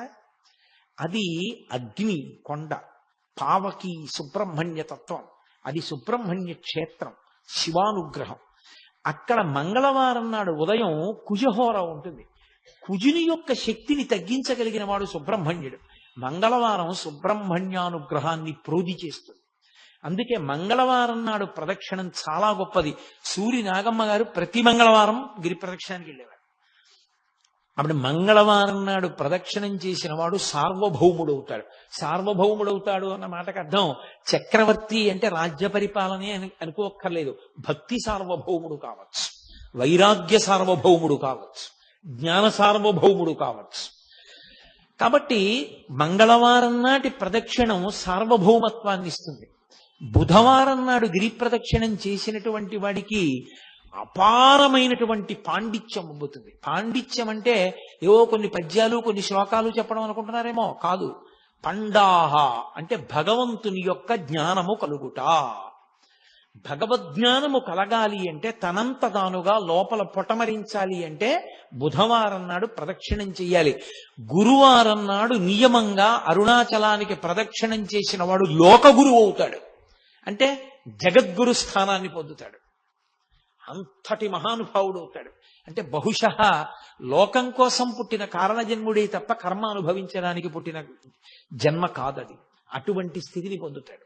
శంకర భగవత్పాదులు, ఒక చంద్రశేఖరేంద్ర సరస్వతి మహాస్వామి వారు, ఒక చంద్రశేఖర భారతీ మహాస్వామి వారు, నృసింహ భారతీ మహాస్వామి వారు, వీళ్ళందరినీ జగద్గురువులు అంటారు. ఆ జగద్గురు స్థానాన్ని అలంకరిస్తాడు. అది గురువారం నాడు జరిగేటటువంటి. ఇక శుక్రవారం నాడు అపార సంపత్తి, ఇహమునందు విశేషమైనటువంటి ఐశ్వర్యాన్ని పొంది అంత్యమునందు విష్ణుపథాన్ని పొందుతాడు. విష్ణుపథం అంటే వైకుంఠం, వైకుంఠాన్ని పొందుతాడు. అది శుక్రవార ప్రదక్షిణ. శుక్రవార ప్రదక్షిణంలో సంపత్తి అన్న మాట నేను వాడినప్పుడు ఎంత డబ్బు వస్తుందండి అని నన్ను అడక్కండి. సంపత్తి అన్న మాటకు అర్థం ఏమిటో తెలుసా?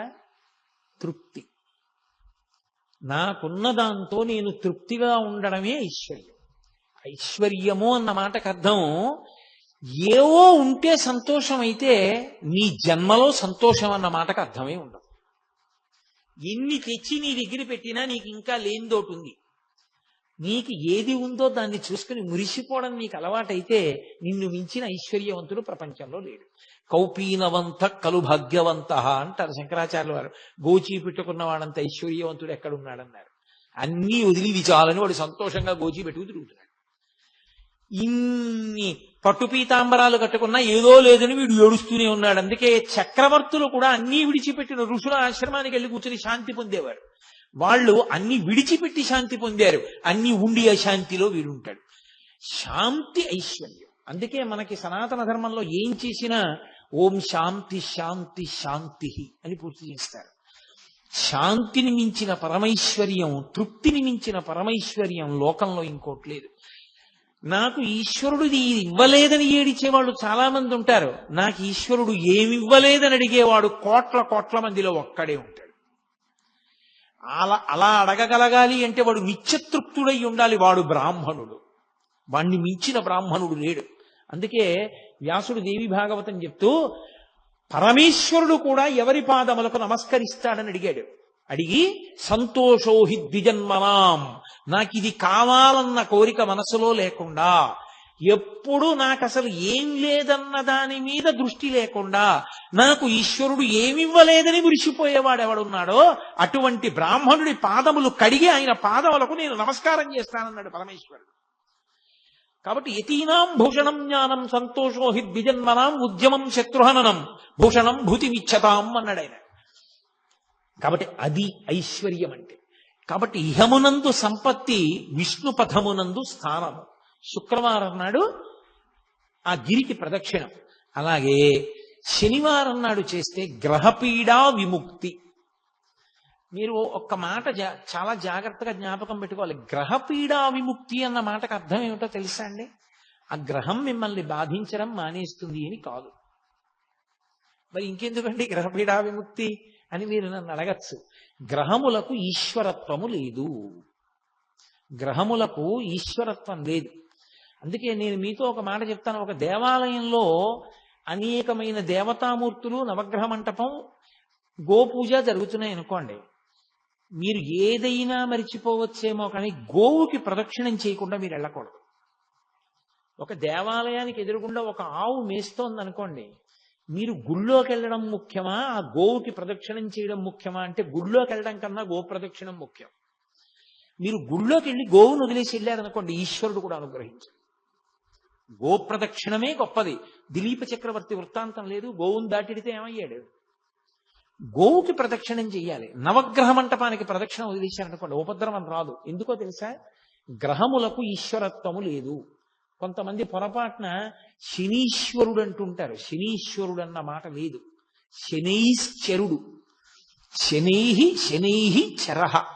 మెల్లగా మెల్లగా నడుస్తాడు ఆయన. అందుకని ఆయనకి శనైశ్చరుడు తప్ప శనీశ్వరుడు లేదు. అసలు గ్రహములకు ఈశ్వరత్వము లేదు. ఈశ్వరత్వము లేదు అన్న మాటకు అర్థం ఏంటో తెలుసా? ఆయన గుమాస్తాయే కానీ అధికారి కాడు. గుమాస్తా గారు వద్దు, ఈయనకి 2 ఎకరాల పొలం ఇవ్వకూడదు అని రాశాడు. కలెక్టర్ గారు ఫైల్ చూసి అక్కర్లేదు, ఇతనికి ఇవ్వచ్చు, పేదవాడు పాపం, ఇతనికి ఇవ్వడానికి తగిన కారణాలు నాకు కనపడుతున్నాయి కాబట్టి 2 ఎకరాలు ఫలానా చోటు ఇతనికి ఇవ్వండి అని రాశాడు. గుమాస్తా మాట నెగ్గుతుందా? గ్రహబాధ విముక్తి అన్న మాటకు అర్థం ఏమిటో తెలుసా? గ్రహముల యొక్క పీడ కింది స్థాయికి వెళ్ళిపోతుంది. ఈశ్వరుడు పిలిచి అంటాడు, వాడిని నువ్వు బాధ పెట్టడానికి వీలు లేదు. ఇప్పుడు పాము కరవాలి వాడిని చీమ కరుస్తుంది. అంటే గ్రహం ఈశ్వరుడి మాటని బట్టి బాధించడంలో కింది స్థాయికి వెళ్ళిపోతుంది. అప్పుడు అసలు మిమ్మల్ని బాధించినట్టు ఉండదు. పాము కరిస్తే పడినటువంటి బాధ వలన పోవలసిన పాపం చీమ కరిచిన బాధని పాము కరిచిన బాధతో సరిపెట్టి పోగొడతారు. కొంతమందిని చూడండి, కారాగారంలోంచి సత్ప్రవర్తన వలన విడుదల చేసేసామంటారు. మనం ఎన్నుకున్న ప్రభుత్వానికే అంత అధికారం ఉంటే పరమేశ్వరుడికి గ్రహములను ఆదేశించడానికి అధికారం ఉండదని మీరు ఎలా అనుకుంటున్నారు? అది గ్రహపీడా విముక్తి అంటారు దాన్ని. అది శనివార ప్రదక్షిణం చేత కలుగుతుంది. కాబట్టి అసలు అరుణాచలానికి వెళ్ళి గిరి ప్రదక్షిణం చేసినటువంటి వాడికి పరమశివుడు గౌతమ మహర్షితో చెప్పిన మాట ఏమిటో తెలుసా? వాడికి ఆయనము, రోజు, ఋతువు, తిథి, నక్షత్రము, వారముతో సంబంధము లేదు ఎప్పుడైనా సరే. అయితే ఈశ్వరుని యొక్క అనుగ్రహము కాలమునందు విశేషమైతే ఉత్తరాయణ పుణ్యకాల ప్రవేశము, అలాగే ఒక గ్రహణ సమయమునందు, అలాగే ఒక పౌర్ణమి తిథి ఎందు, అటువంటప్పుడు ప్రదక్షిణం చేస్తే విశేష ఫలితము సంక్రమిస్తుంది. అది ఒక్కసారి చేసిన అనేక పర్యాయములు చేసిన దానితో సమానమవుతుంది. అది కాలమునందు వచ్చేటటువంటి ఫలితం. ఒక్కొక్క దేశము, ఒక్కొక్క కాలము విశేష ఫలితాన్ని ఇస్తాయి. ఎందుకని? మీరు కాశీలో చేసినటువంటి అన్నదానానికి, కాకినాడలో చేసిన అన్నదానానికి ఖచ్చితంగా తేడా ఉంటుంది. కాశీయే. కాశీ పట్టణంలో అన్నదానంది ఒకడికి మీరు పెట్టిన అన్నం 1,000,000 మందికి పెట్టినట్టు. కాకినాడలో ఒకరికి పెట్టింది ఒకరికి పెట్టినట్టు. స్థలమునందు గౌరవమే. మీ ఇల్లే ఉందండి, అన్ని మీరు కట్టుకున్న గదులే. కానీ మీరు కట్టుకున్న గదులే అని మరుగుదొడ్లో అన్నం తింటారా? పూజ గదిలో నిద్రపోతారా? పడుకునే గదిలో పడుకుంటారు, పూజ గదిలో పూజ చేస్తారు, మరుగుదొడ్లో కాలకృత్యాలు తీర్చుకుంటారు. మీరు కట్టుకున్న ఇంట్లోనే మీరన్ని పనులు చేయకుండా ఒక పని ఒక చోటే చేస్తున్నప్పుడు పరమేశ్వరుడి చేత నిర్మింపబడిన భూమి యందు ఒక చోట ప్రత్యేకత ఉంటుందంటే ఆశ్చర్యం ఎందుకు? దాని తేజస్సు దాంది. అందుకే దేశము కాలము. కాబట్టి ఆయా కాలముల యందు గిరి ప్రదక్షిణం విశేష ఫలితాన్ని ఇస్తుంది. నేను మీతో ఒక మాట మనవి చేస్తాను నా వ్యక్తిగత అనుభవంతో. ఉత్తరాయణ పుణ్యకాల ప్రవేశం చేసినప్పుడు కనుమ పండుగ నాడు మీరు గిరి ప్రదక్షిణం చేస్తే మీరు ఎంత ఆనందాన్ని అనుభవిస్తారు. ఎందుకో తెలుసా? కనుమ పశు పండుగ. అసలు ఆ రోజున ఆవుల్ని, దూడల్ని, గుర్రాల్ని అన్నిటినీ అలంకారం చేస్తారు. చేసి వాటికి పాయసం వండి పెట్టాలి. అసలు మీరు అరుణాచలం వెళ్ళి కనుమ పండుగ నాడు అరుణాచలేశ్వరుడి దేవాలయానికి వెడితే భళ్ళాల మహారాజు గారు నిర్మాణం చేసినటువంటి పెద్ద నంది ఉంది. ఆ పెద్ద నందికి, చిన్న నందికి అలంకారం చేస్తారు. అసలు ఎంత అద్భుతంగా ఉంటుందో. ఇక్కడ మనం శాకాంబరి అలంకారం ఎంత గొప్పగా చెప్తామో, కనుమ పండుగ నాడు చేసే నందీశ్వర అలంకారం అలా ఉంటుంది. ఎందరో గతంలో కనుమ పండుగ నాడు ప్రదక్షిణం చేస్తుండేవాళ్ళం. ప్రతి ఇంటి ముందు గొబ్బిళ్లే. ఎక్కడ చూసినా ఆవులకి, దూడలకి అంత గొప్ప గొప్ప అలంకారం చేస్తారు. అంత గొప్పగా పాయసాన్నాలు నివేదనం చేస్తారు. ఎంత అద్భుతంగా ఉంటుందో. తిరువన్నామలై శ్రీచక్ర స్వరూపం. ఆ కొండ శ్రీచక్రము అని నమ్ముతారు. నమ్మి శాక్తేయులు దానికి ప్రదక్షిణం చేస్తారు. కావ్యకంఠ గణపతి ముని ఆ శివ కోణములు, శక్తి కోణముల చేత అది ఆ కొండ పాదం యొక్క స్వరూపం చేత అది సాక్షాత్తుగా శ్రీచక్ర స్వరూపమే అని నిర్ధారించారు. ఎవరు ఏ కోణంలో చూస్తారో ఆ కోణంలో కనపడుతుంది ఆ కొండ. అంత గొప్ప కొండ. కాబట్టి అది స్థూల శివుడు. ఆ స్థూల శివుడి ప్రదక్షిణానికి అంత వైభవం ఉంది. గిరి ప్రదక్షిణానికి మీకు గిరి ప్రదక్షిణం ఒక అరుణాచలంలోనే కాదు, చాలా చోట్ల ఉంది. సింహాచలానికి గిరి ప్రదక్షిణ ఉంది, శ్రీకాళహస్తికి గిరి ప్రదక్షిణ ఉంది, అరుణాచలానికి గిరి ప్రదక్షిణ ఉంది. ఇవన్నీ గిరి ప్రదక్షిణాలు ఉన్న క్షేత్రాలే. అరుణాచలంలో గిరి ప్రదక్షిణానికి ప్రత్యేక ప్రాధాన్యత ఉంది. అక్కడ కొండ మీద శివుడు, ఇక్కడ కొండే శివుడు. కొండలో శివుడు దక్షిణామూర్తి. ఊళ్ళో అరుణాచల క్షేత్రమునందు అరుణాచలేశ్వరుడు అగ్నిలింగం. ఇన్ని ఉన్న క్షేత్రం అరుణాచల క్షేత్రం. అక్కడ పూర్వం వజ్రాంగదుడు అని ఒక మహారాజు, ఆయన ఒకానొకప్పుడు ఒక గుర్రం ఎక్కి ఒక పునుగు పిల్లిని తరుగుతున్నాడు. ఆ పునుగు పిల్లి కొండ పాదాల్లోకి వెళ్ళిపోయింది. వెళ్ళిపోతే ఆయన కొండ పాదాల్లోకి వెళ్ళాడు. అది కొండకి ప్రదక్షిణం చేసింది. ఈయన ప్రదక్షిణం చేస్తున్నాను అనుకోలేదు. ఆ పునుగు పిల్లిని పట్టుకోవడం కోసమని పరిగెత్తాడు ఆ గుర్రం మీద. చాలా దూరం వెళ్లడంలో ముగ్గురు అలిసిపోయారు. పునుగు పిల్లి అలిసిపోయింది, గుర్రం అలిసిపోయింది, వజ్రాంగదుడు అలిసిపోయాడు. అకస్మాత్తుగా ఆ గుర్రము, పునుగు పిల్లి రెండూ పడిపోయి అంతర్ధానం అయిపోయి. వజ్రాంగదుడు కింద పడిపోయి చూస్తున్నాడు ఆ పొదల్లో. ఇదేమిరా, నేను ఎక్కిన గుర్రం అంతర్ధానం అయిపోయింది, పునుగు పిల్లి అంతర్ధానం అయింది. ఇద్దరు విద్యాధరులు ఆకాశంలో కనబడ్డారు. ఎవరు మీరన్నాడు. ఇప్పటి వరకు నువ్వు ఎక్కిన గుర్రాన్ని నేను, ఇప్పటి వరకు నువ్వు తరివిన పునుగు పిల్లిని నేను అంది. మీరిద్దరూ మరి ఎందుకు అలా అయ్యారు, ఇప్పుడు ఎందుకు విద్యాధరులు అయ్యారని అడిగాడు. గత జన్మలో మేమిద్దరము కూడా విద్యాధరులమై హిమాలయ పర్వత ప్రాంతంలో దుర్వాసో మహర్షి ఒక పెద్ద పుష్పవాటిని పెంచి ఆయన అక్కడ తపస్సు చేసుకుంటున్నాడు శాండిల్య వృక్షం కింద కూర్చొని. ఆ శాండిల్య వృక్షం కింద తపస్సు చేసుకుంటూ ఉండగా మేమిద్దరం లోపలికి వెళ్ళాం అని తన పక్కన ఉన్నటువంటి విద్యాధరుణ్ణి పరిచయం చేశాడు. ఈయన పేరు కాంతిశాలి, నా పేరు కళాధరుడు. మేమిద్దరం విద్యాధరులం. ఆ పుష్పవనంలోకి వెళ్ళాం. మంచి సువాసన వస్తోంది. ఒక ఆయన పూల మొక్కల్ని చూసి సంతోషపడిపోయి, ఒక్కొక్కడికి ఒక్కొక్క అలవాటు. కొంతమంది చూడండి నడుస్తూ రాళ్లన్నీ తంతూ ఉంటారు, కొంతమంది నిలబడి కనబడ్డ చెట్ల ఆకులన్నీ తుంపుతూ ఉంటారు. అలా ఆయన పూదోట దగ్గర నించుని భూమి ఆ మట్టినంతటినీ కూడా కాలుతో తంతున్నాడు. ఇంకొక ఆయన గబగబా లోపలికి వెళ్ళి ఆ పువ్వులన్నీ కూడా పువ్వులా కొయ్యాలి. పువ్వుని పువ్వులా కొయ్యడం చేతకాని వాడిని చూస్తే చాలా అసహ్యం వేస్తుంది. ప్రపంచంలో అత్యంత అసహ్యకరమైన పూజ ఏదో తెలుసా? పువ్వుని పట్టుకుని రేకులు విప్పేసి పూజ చేయడం. అంతకన్నా దారుణమైన పూజ లోకంలో ఇంకోట్లేదు. అసలు వాడు వెంటనే పూజలోంచి తీసేయాలి. వాడు పనికిరాడు పూజకి. హృదయ సౌకుమార్యం లేనివాడు, సత్వగుణం లేనివాడు పూజకి ఎలా పనికొస్తాడు? ఒక గులాబీ పువ్వుని పరమేశ్వరుడు ఎంత అందంగా నిర్మాణం చేశాడు. అంత అందంగా ఈశ్వరుడు నిర్మిస్తే దాన్ని పట్టుకుని ఇలా చిదిమేసి ఆ రేకులు తీసి పడేసేటటువంటి వాడు వాడు చేసేది. వాడు పూజా భంగం చేస్తున్నాడు వాడు. అందుకే పూజ యందు పువ్వు రేకులు విప్పి పూజ చేయడం నిషిద్ధ కర్మ. ఎవ్వరి మీదన్నా పువ్వుల రేకులు చల్లడం, పువ్వుల రేకులు వెయ్యడం, పువ్వుల రేకులు కింద పడడం, పువ్వుల్ని తొక్కడం, పూలు రేకులు విప్పి పూజ చేయడం, ఇవన్నీ దుష్కర్మాలు. ఎప్పుడూ చేయకూడదు అలాంటి తప్పు పనులు. ఎవడు అడిగాడు నీ దగ్గర ఎక్కువ పువ్వు లేకపోతే ఒక్క పువ్వు వేయి ఈశ్వరుడి మీద చాలు. ఎవడు నిన్ను రెక్కలు విప్పి ఆ రేకులన్నీ తీసుకొచ్చి పూజ చేయడం ఏంటి? అసహ్యకరమైన విషయం తప్పది. ఎప్పుడూ చేయకూడదు అలాంటి తప్పుడు పనులు.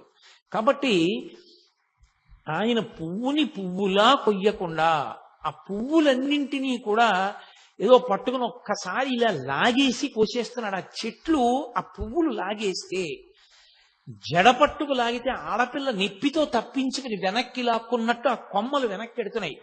ఈ చప్పుడికి దుర్వాస మహర్షి కళ్ళు తెరిచాడు. భూమిని తన్నకూడదు నిష్కారణంగా. ఒకడు పదఘట్టన చేస్తున్నాడు, ఒకడు పువ్వులు కోస్తున్నాడు. ఆయన వెంటనే ఆగ్రహోదగ్రుడయ్యాడు. మహాత్ములకు అసహ్యం వేసింది అంటే వాళ్ళ భావన సౌకుమార్యం, వాళ్ళ భావన సంపత్తి చేత అసహ్యం వేస్తుంది అవతల వాళ్ళని చూస్తే. అందుకని చిన్న కారణానికి కోపగించుకున్నారంటే అనకూడదు.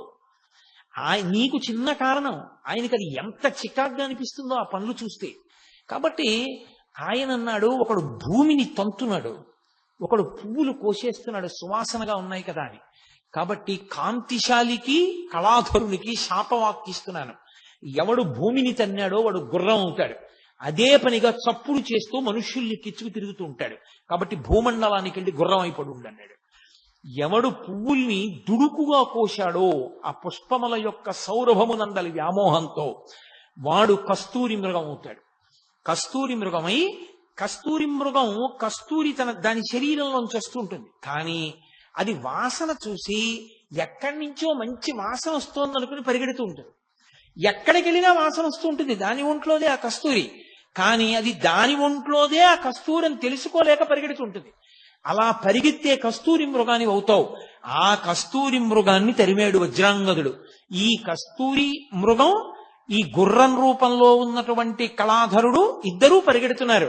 వాళ్ళు అడిగారు దుర్వాసో మహర్షిని, మేము అపరాధం చేశాం, మాకు ఎలా శాపావకాశం, ఎలా శాప విమోచనం?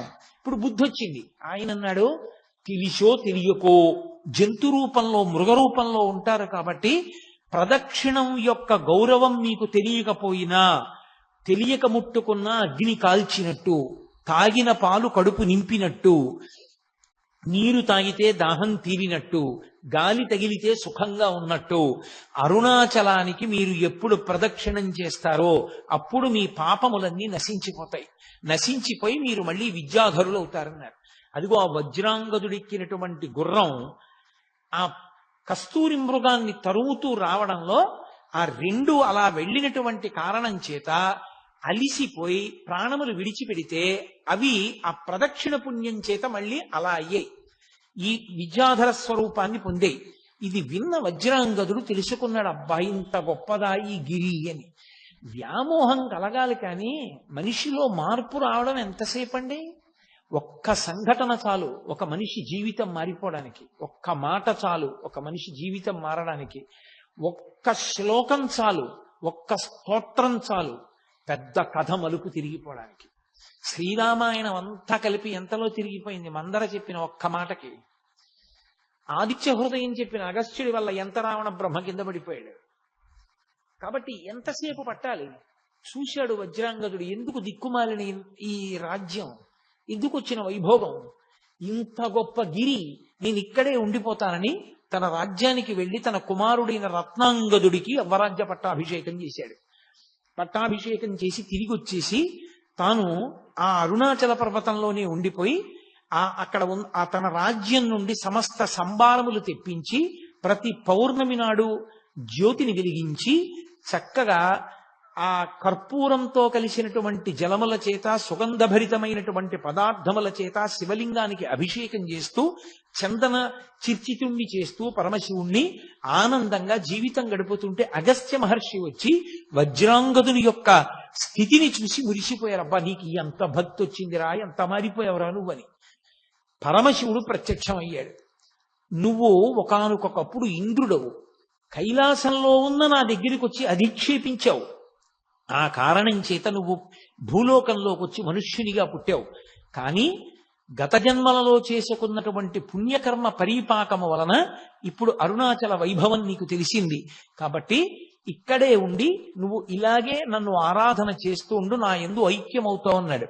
వజ్రాంగదుడు అరుణాచలంలోనే నివాసం ఉండి అరుణాచలంలో ఉన్నటువంటి శివుణ్ణి, అరుణాచలాన్ని అరుణాచల పర్వతం అనక్కర్లేదు, అరుణాచలం అంటే చాలు, అచలం అంటే పర్వతము. కొంచెం తేలికగా దృష్టిలోకి వెళ్ళడానికి 2 పర్యాయాలు వాడ్డాం, నిజానికి అలా వాడక్కర్లేదు. కాబట్టి అరుణాచలం యొక్క వైభవాన్ని తెలుసుకున్నవాడై ఆయన ఆ అరుణాచల క్షేత్రమనందు ఈశ్వరారాధన చేసి తుట్టతుదకు పరమేశ్వరుని యందు ఐక్యమైపోయాడు. ఏం చాడ్విక్ అని రమణ మహర్షి దగ్గర శిష్యుడు ఒక ఆయన ఉండేవారు. రమణ మహర్షి ఎవరిని నా శిష్యులని చెప్పలేదు. ఆయన అంతేవాసి, విదేశాల నుంచి వచ్చాడు. ఆ కారణం చేత ఆయన బూట్లు లేకుండా నడవలేడు.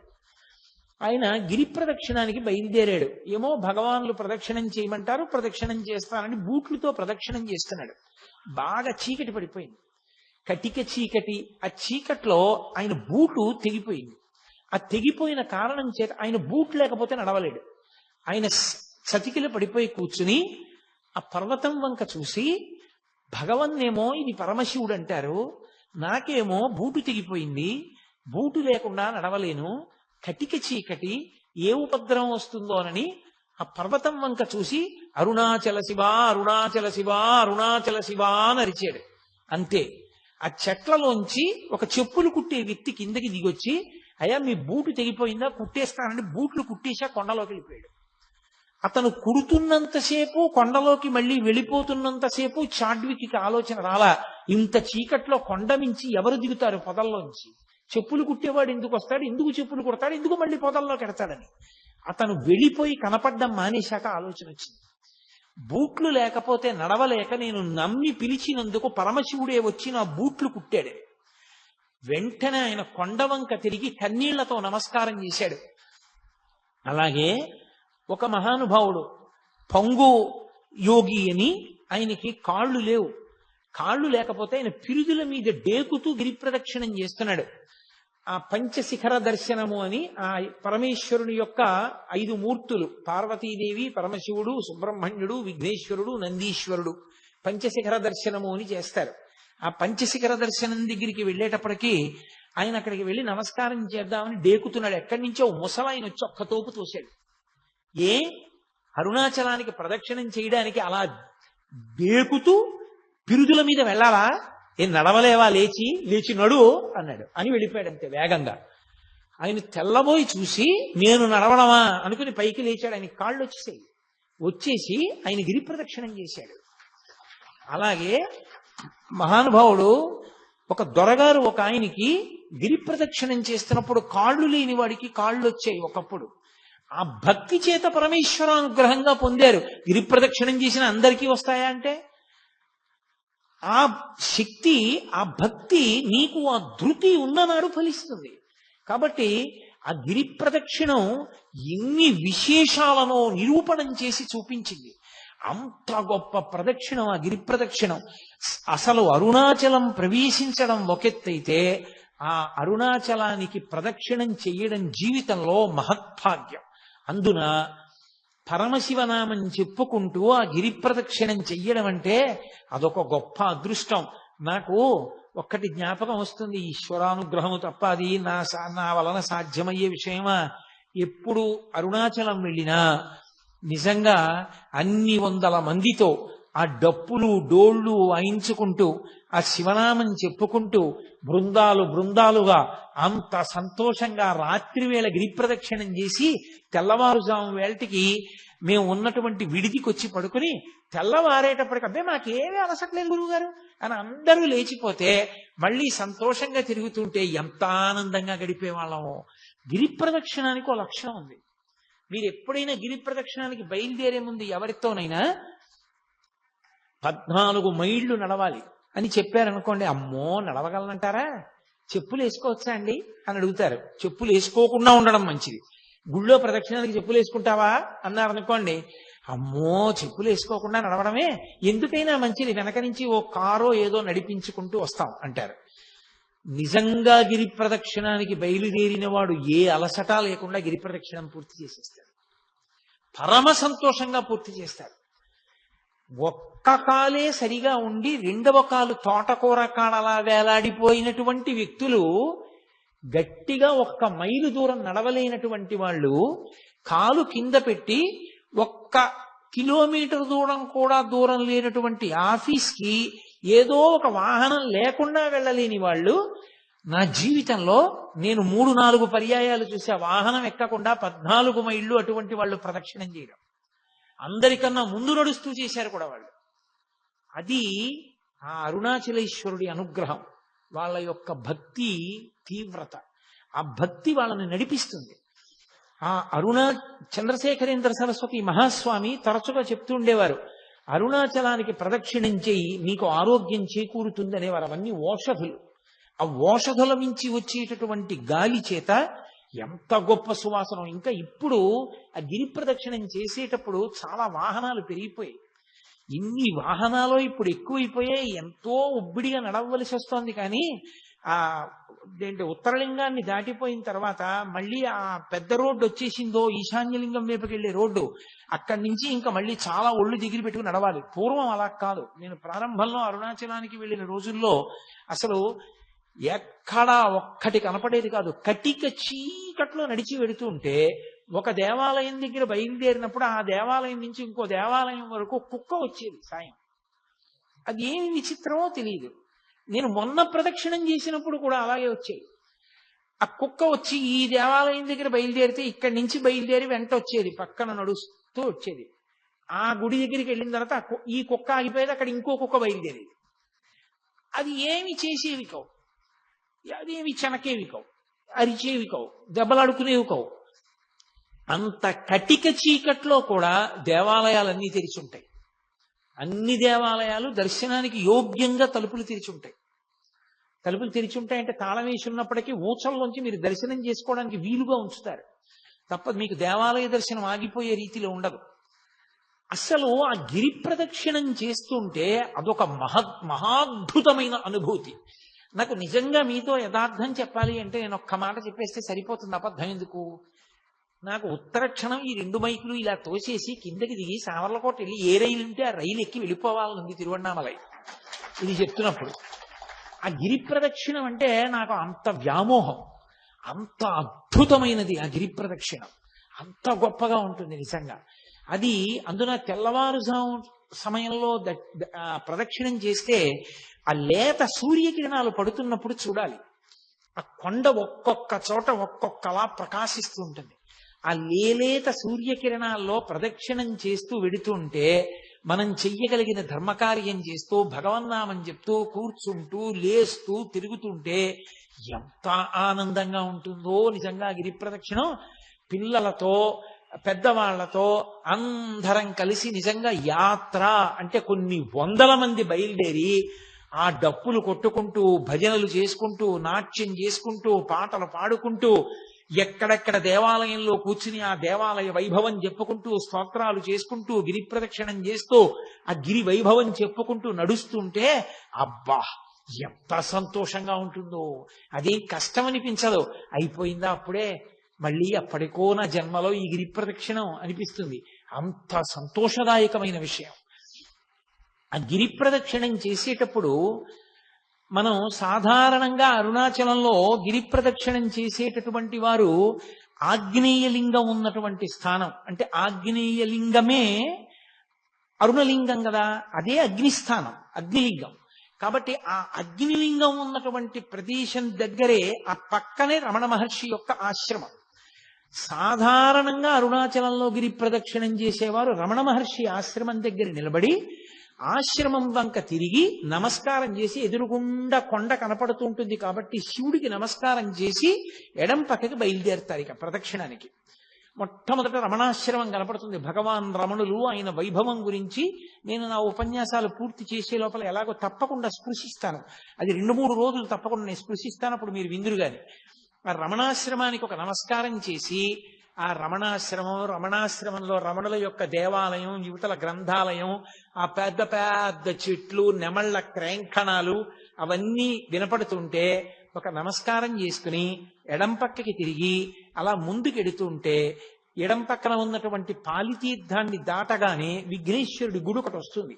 ఆ విఘ్నేశ్వరుడి గుడి దగ్గర మళ్ళీ అందరూ నమస్కారం చేసి సుముఖశ్చైకదంతశ్చ కపిలో గజకర్ణకః లంబోదరశ్చ వికటో విఘ్నరాజో గణాధిపః ధూమకేతుర్గణాధ్యక్ష ఫాలచంద్రో గజాననః వక్రతుండ శూర్పకర్ణో హేరంబ స్కంద పూర్వజ షోడశైతాని నామాని ఎప్పటే చుణియాదపి విద్యారంభే వివాహే చ ప్రవేశే నిర్గమే తథా సంగ్రామే సర్వకార్యేషు విఘ్నస్తస్య నజాయతే అని ఆయనకి నమస్కారం చేసి బయలుదేరి ముందుకు వెళ్ళిపోతే, ఆగ్నేయంలో బయలుదేరారు కాబట్టి మీరు ప్రదక్షిణంగా ఇలా వచ్చేటప్పటికి దక్షిణ దిక్కున యమలింగం ఉంటుంది.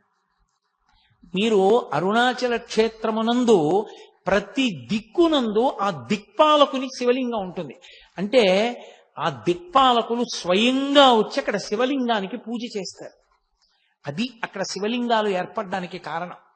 ఆ దక్షిణ దిక్కున ఉన్నటువంటి లింగానికి యమలింగం అని పేరు. ఎందుకంటే దక్షిణ దిక్కుకి అధిపతి యమధర్మరాజు గారు, అది పితృస్థానం.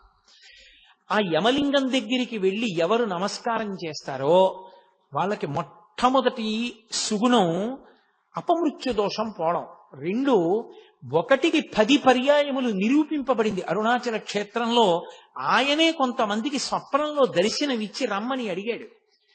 ఎముకలు విరిగిపోయినటువంటి వాళ్ళు కట్లు కట్టించుకున్నప్పుడు, ఎముకలు బాగా ఉన్న వాళ్ళు ఎముకలు విరిగిపోకుండా ఉండడానికి, ప్రమాదములు జరగకుండా ఉండడానికి యమలింగ దర్శనం పెట్టింది పేరు. అందుకే ప్రదక్షిణం చేసేటప్పుడు ఎంత గబగబా చేసేస్తామని చెప్పి ఏదో బ్రిస్క్ వాక్ అంటారే, అలా గబగబ నడిచి వెళ్ళకూడదు. ప్రశాంతంగా వెళ్ళాలి. భగవాన్ రమణులు ప్రదక్షిణానికి వెడితే 2-3 రోజులు ప్రదక్షిణం చేసేవారు. అంత గొప్పగా చేసేవారు. ఆహార పదార్థాలన్నీ మూటలు కట్టుకుని తీసుకెళ్లి మధ్య మధ్యలో కూర్చుని అందరూ కలిసి చక్కావి తింటూ వెడుతుండేవారు. ఏ దీక్షా నియమం లేదు. మీతో నేను మనవి చేశాను కదా, 24 కిలోమీటర్ల పరిధిలో ఏ దీక్షా నియమం లేదు అరుణాచలానికి. ఆ యమలింగం దగ్గర దర్శనం చేసుకుని కొంచెం ముందుకెడితే బెంగళూరు వెళ్ళిపోయేటటువంటి రోడ్డు ముందుకు వెళ్ళిపోతుంది. పొరపాటున ఆ రోడ్లో కానీ వెళ్ళిపోయారా ప్రదక్షిణంగా వెళ్ళరిహ, బెంగళూరు వెళ్ళిపోతారు. అందుకని ఆ రోడ్డు దగ్గర జాగ్రత్తగా చూసుకోవాలి. కుడి చేతి వైపు కొండ ఉంటుంది, అదే గుర్తు. పరమశివుడు కుడి చేతి వైపు ఉన్నాడు, ఆయన చుట్టూ తిరుగుతున్నాం మనం. అందుకే ఇలా వెళ్ళిపోయే రోడ్డుని విడిచిపెట్టేసి ఇలా ప్రదక్షిణం రోడ్లోకి తిరిగిపోతే ఆ రోడ్డు ప్రశాంతంగా ఉంటుంది, చాలా ప్రశాంతంగా ఉంటుంది. ఎన్ని చెట్లు! ఇప్పుడు చాలా దేవాలయాలు కట్టేశారు అవన్నీ. పూర్వం అన్ని దేవాలయాలు లేవు, ఇంకా ప్రశాంతంగా ఉండేది. ఎంత బాగుండేదో పూర్వం. ఆ చెట్ల పక్క నుంచి, ఆ చెట్ల కింద నుంచి నడిచి వెళ్ళేటప్పుడు అరుణాచలంలో ప్రదక్షిణానికి 3 నియమాలు ఉన్నాయి. ఎప్పుడూ కుడి పక్కకి వెళ్ళకూడదు ప్రదక్షిణంలో. ఎడంచేతి పక్క నుంచే చెయ్యాలి. ఎందుచేత అంటే దేవతలు, యక్షులు, గంధర్వులు, కిన్నెరులు, కింపురుషులు, శ్రీ మహావిష్ణువు, లక్ష్మీదేవి, ఇంద్రుడు కూడా కుడి చేతి వైపు ప్రదక్షిణం చేస్తారు. సిద్ధ సంఘములు ప్రదక్షిణం చేస్తుంటాయి. అందుకని మనం అటు వెళ్ళకూడదు. అరుణాచల ప్రదక్షిణంలో కోరిక కోరకూడదు. ఎందుకో తెలుసా? దేవతలు మనని చూస్తే వరం ఇస్తారు. మీరు ఏదో అడిగితే అక్కడతో పోతుంది. మీరు ఏమీ అడగకుండా ప్రదక్షిణం చేస్తే దేవతల అనుగ్రహం కూడా కలుగుతుంది. కాబట్టి ఆ ప్రదక్షిణ మార్గంలో ఎడం చేతి వైపు నుంచి వెళ్ళాలి. స్కాందంలో ఒక విషయం చెప్పారని సాక్షాత్ భగవాన్ రమణులే చెప్తుండేవారు. అరుణాచల గిరి ప్రదక్షిణం చేసేటప్పుడు ఎవరికైనా దెబ్బ తగిలి కొంచెం నెత్తురు కారితే వెంటనే ఆ నెత్తురు దేంతో తుడుస్తారంటే దేవేంద్రుడి మెడలో ఉండేటటువంటి మందారమాలలో ఉన్న మందార పువ్వుని నలిపి ఆ మందార గంధంతో, ఆ మందార ముద్దతోటి కట్టుకడతారు. అది కూడా సాక్షాత్తుగా లక్ష్మీదేవి ఒంటికి రాసుకునేటటువంటి పసుపు తీసి అమ్మవారు అక్కడ ముద్ద పెడుతుంది. నేను దాన్ని ప్రమాణం చేయిస్తూనే నా కూతురు వివాహం చేసేటప్పుడు, నా కూతుర్ని పెళ్లి కూతుర్ని చేసినప్పుడు సువాసిని పూజకి అర్హతగా నేను ఆ అరుణాచల గిరి ప్రదక్షిణంలో దెబ్బ తగిలి కించిత రక్తం కారిన ఆవిడ్నే నేను ఆ పూజార్హతగా తీసుకుని ఆవిడికే సువాసిని పూజ చేయించాను కూడా. కారణం ఇది. అంటే కావాలని దెబ్బ తగిలించుకుని కొంచెం నెత్తురు కారేటట్టు చేసుకుని అటువంటి ఉద్ధతితో కూడిన పనులు చేయకూడదు. మన ప్రమేయం లేకుండా దెబ్బ తగిలింది. కాబట్టి అంత గొప్పది ఆ ప్రదక్షిణం. ఆ ప్రదక్షిణంలో వెళ్ళేటప్పుడు అందుకే ఎడమ చేతి వైపు మాత్రమే నడుస్తారు. నడుస్తూ వెళ్ళిపోతున్నప్పుడు ఆ యమలింగాన్ని దాటిపోయిన తర్వాత కొంచెం ముందుకు వెళ్ళిపోతే, మనం దక్షిణ దిక్కుని దాటాం కాబట్టి ఇలా వచ్చేస్తే నైరుతి. నైరుతిలో శివలింగం ఉంటుంది. అది రోడ్డు మీద కనపడదు, మీరు కొంచెం లోపలికి వెళ్ళాలి. లోపలికి వెళితే కనపడుతుంది. తెలుగులో బోర్డులు ఉండవు, అదొక పెద్ద ఇబ్బంది. అక్కడ మీకు తేలికగా పట్టుకోవడానికి మార్గం అంటే వెళ్ళని వాళ్ళ సౌకర్యం కోసం నేను ఈ మాట కలుపుతున్నాను. ర్యాంకో సిమెంట్ అని ఎక్కడైనా కనపడితే అక్కడ లింగం ఉందని గుర్తు ఆగాలి మీరు. వాళ్ళ బోర్డ్స్ ఉంటాయి శివలింగం బొమ్మేసి. అప్పుడు భాష రాకపోయినా మీరు గుర్తు పట్టచ్చు. కొంతమంది వెళ్ళి వస్తూ ఉంటారు, అప్పుడు దాన్ని బట్టి మీరు వెళ్ళొచ్చు. కొన్ని చోట్ల అదృష్టం బాగుండి ఇంగ్లీష్లో బోర్డు పెట్టారు. ఒక్కొక్కరి పిచ్చి ఎంతమందికి ప్రాణ సంకటమో అర్థం చేసుకోరు, ఏం చేస్తాం. కాబట్టి అదిగో ఆ నైరుతి లింగం తపోస్థానం. అక్కడ మనసు తొందరగా నిలబడుతుంది. శ్రీశైల పర్వత గుహలో ఎలా నిలబడుతుందో నైరుతి లింగం దగ్గర మనసు అలా నిలబడుతుంది. అంత గొప్ప తపోభూములు అవి. ఆ నైరుతి లింగం దగ్గర కావ్యకంఠ గణపతి ముని కూర్చుని తపస్సు చేశారు. ఆ నైరుతి లింగాన్ని దర్శనం చేసుకుని అలా ముందుకు వెళ్ళిపోతుంటే కేవలం 8 దిక్కులలో ఉన్న లింగాలే కాకుండా సూర్యలింగం చంద్రలింగం కూడా కనపడతాయి మీకు. ఈ సూర్యలింగం చంద్రలింగం కాకుండా నైరుతిని దాటిపోయిన తర్వాత పశ్చిమలింగం. ఆ పశ్చిమలింగమే ఆది అన్నామలై. అది ప్రదక్షిణం రోడ్లో ఉండదు. ప్రదక్షిణం రోడ్లోంచి మీరు మళ్ళీ కొండ వైపుకి ముందుకు రావాలి. అంటే పశ్చిమ దిక్కుకు వెళ్ళి తూర్పు దిక్కుగా ముందుకొస్తే కొండకి దగ్గరలోనే చాలా పెద్ద దేవాలయం ఉంటుంది. ఆది అన్నామలై అని అది బ్రహ్మగారు ప్రతిష్ఠ చేశారు. ఆ ఆది అన్నామలైలో మీరు ప్రదక్షిణం చేసేటప్పుడు జాగ్రత్తగా గమనించాలి. అక్కడ మీకు బహుబిల్వ వృక్షం కనబడుతుంది. బహుబిల్వం ఆంధ్రదేశంలో మీకు వెంకటాచల దర్శనానికి వెళ్ళినప్పుడు కపిల తీర్థంలో ఉంది. మళ్ళీ శ్రీశైల క్షేత్రానికి వెళ్ళినప్పుడు హాటకేశ్వరంలో ఉంది. మళ్ళీ తిరువణ్ణామలై వెళ్ళినప్పుడు ఆది అన్నామలైలో ఉంది.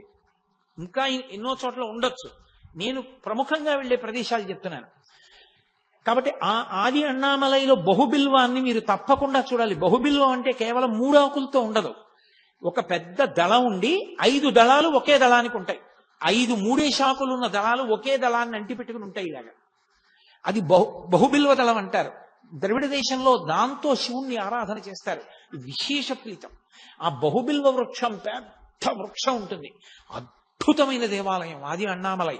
అక్కడ కూర్చుంటేనే భగవాన్ రమణులకు కువలయ యోగి అని ఒక యోగి, ఆ యోగికి ఆ అరుణాచలంలోంచి బ్రహ్మాండమైనటువంటి ఓంకారనాదాలు వినపడేవి. ఆ ఆది అన్నామలై దగ్గర నుంచి మళ్ళీ దాటి ముందుకు వెళ్ళిపోతుంటే భగవాన్ బ్రిడ్జ్ అని ఉంటుంది. భగవాన్ బ్రిడ్జ్ అంటే రమణ మహర్షి ప్రదక్షిణం చేసేటప్పుడు తన అంత్యవాసులందరితో కలిపి ఆ బ్రిడ్జ్ మీద కూర్చుని మళ్ళీ అరుణాచల వైభవం గురించి అవి కొన్ని మాటలు చెప్తూ ఉండేవారు. అందుకని దానికి భగవాన్స్ బ్రిడ్జ్ అని పేరు. అక్కడ ఆగి కొంచెం ముందుకు వెడితే అక్కడ మనకి మనం నైరుతి ఆగ్నేయంలో బయలుదేరి దక్షిణానికి వచ్చి దక్షిణాన్ని నుంచి నైరుతికి వచ్చి నైరుతి నుంచి పశ్చిమానికి వెళ్ళి పశ్చిమాన్ని నుంచి ఇలా వస్తే వాయవ్య లింగం ఉంటుంది. ఆ వాయులింగాన్ని దర్శనం చేసేటప్పుడే మీకు గమ్మత్తు ఉంటుంది. ప్రదక్షిణం ఎడంచేతి వీంపు నుంచి వెడుతూ ఇలా కుడి పక్కకొస్తే కొండ పాదం వైపుకొస్తే అక్కడే పంచశిఖర దర్శనము అని ఉంటుంది. ఆ పంచశిఖర దర్శనం చేసినప్పుడు 5 శిఖరములు కనపడతాయి. అవి పంచభూతములు అంటారు. అవే ఇందాక నేను మనవి చేసినట్టుగా పార్వతీ పరమేశ్వర వినాయక సుబ్రహ్మణ్య నందీశ్వరులు 5 శిఖరములుగా ఉన్నారు అంటారు. 5 శిఖరములు చక్కగా వరుస క్రమంలో కూర్చున్నట్లు కనపడతాయి. మీరు రాత్రి ప్రదక్షిణం చేస్తుంటే ఎంత అర్ధరాత్రి వెళ్ళండి, అక్కడ ఉన్న 2 సమాధులు ఉన్నాయి. అక్కడ అవి మహాభక్తులైనటువంటి వారివి. అక్కడికి దగ్గరలో ఉన్న చోట ఒక వ్యక్తి తిరుగుతూ ఉంటాడు. మీరు ఆయన్ని జాగ్రత్తగా గమనించి పిలిచి అడిగితే ఒక పావలా కాసు కూడా ఎవ్వరు అడగరు మిమ్మల్ని. ప్రదక్షిణం చేసేటప్పుడు ఏ గుళ్ళో ఎవ్వరూ అడగరు. ఆయన అరుణాచలం వైపుకి తిరిగి ఆ పంచశిఖరముల వైపుకి తిరిగి శంఖాన్ని పూరిస్తాడు. మీరు విని తీరాల శంఖనాదం అలా పూరిస్తాడు ఆయన. నేను ఎప్పుడు గిరి ప్రదక్షిణం చేసినా ఆయన కోసం వెతుకుతూ ఉంటాను. ఆయన ఎప్పుడు అక్కడ శంఖాలు ఉంటే ఆయన్ని పిలిచి అయ్యా ఒక్కసారి శంఖం పూరించరా అని అడిగితే మీరేమైనా ఇస్తారని కూడా ఆయన చూడ, అసలు వెంటనే శంఖం పట్టుకొచ్చి అటు తిరిగి చేస్తాడు. రాత్రి వేళ ప్రదక్షిణం చేస్తున్నప్పుడు ఆ శంఖధ్వని వినపడుతుంటే ఆ శిఖరాల వంక చూస్తుంటే ఒళ్ళు గగుర్పాటు చెందుతుంది. అలా ఉంటుంది. మోక్షద్వారము అంటుంటారు. అది మునిద్వారం అని, అందులోంచి బయటికి వచ్చి చూడాలి ఆ పంచశిఖరాల్ని అంటారు. వాయవ్య లింగాన్ని దాటితే ఉత్తరలింగం, కుబేరలింగం అంటారు దాన్ని. అది కుబేరుడు పూజ చేసేటటువంటి స్థానం. ఈ స్థానముల యందు పూజ చేయడం వల్ల, మీరు దర్శనం చేయడం వల్ల వచ్చే ఫలితం ఏమిటంటే, మనకి మహదాశీర్వచనం చేస్తారు. పూర్వ దిగ్భాగే ఇంద్రో దేవత ఇంద్రప్రసాదాత్ రాజ్యాభివర్ధనమశ్నుతే అని. పూర్వ దిక్కుకి ఇంద్రుడు అధిపతి. ఆ ఇంద్రలింగం అది దర్శనం చేస్తే రాజ్యాభివృద్ధి అంటే ఉద్యోగం వృద్ధిలోకి వస్తుంది, చక్కగా సంతోషంగా ఉంటాడు. పశ్చిమలింగాన్ని దర్శనం చేశారనుకోండి, పశ్చిమంలో ఉన్నటువంటి వరుణలింగాన్ని దర్శనం చేసినటువంటి కారణం చేత పుత్రపౌత్రాభివర్ధనమశ్నుతే, పుత్రపౌత్రాభివృద్ధి కలుగుతుంది. ఉత్తర దిక్కున కుబేరలింగాన్ని దర్శనం చేస్తే, అది కుబేరుడు పూజించే లింగం కాబట్టి ఐశ్వర్య సమృద్ధి. కుబేరలింగం కుబేరలింగంలాగే ఉంటుంది. అది రోడ్డు నుంచి లోపలకు కనపడుతూ ఉంటుంది. లోపలికి వెళ్ళి చూస్తే అబ్బో ఎంత దీదీప్యమానంగా ఉంటుందో అసలు ఆ శివలింగం. ప్రదక్షిణం చేసి కొంతసేపు చక్క అక్కడ అరుగుల్లో ఉంటాయి, బాగా పెద్ద అరుగులు, వాటన్నిటి మీద కూర్చుని కాసేపు భజన చేసుకోవచ్చు. ఆ ఉత్తరలింగాన్ని దాటి కుబేరలింగాన్ని దాటి కొంచెం ముందుకు వచ్చేస్తే అక్కడ మళ్ళీ రోడ్డు రెండు కింద విడిపోతుంది. అక్కడి నుంచి మళ్ళీ జాగ్రత్తగా కొంచెం ముందుకి నడిచి వెడితే ఈశాన్యలింగం కనపడుతుంది. అసలు నిజంగా ఈశాన్యలింగం ఈశాన్యలింగమే. ఈశాన సర్వ విద్యానాం ఈశ్వర సర్వభూతానాం బ్రహ్మాధిపతి బ్రహ్మణోధిపతి బ్రహ్మా శివో మే అస్తు సదాశివోం అని సదాశివుడు. ఆయనకి ఎప్పుడూ కోపం ఉండదు, కోపం నటిస్తాడంతే ఆయన ఎప్పుడైనా.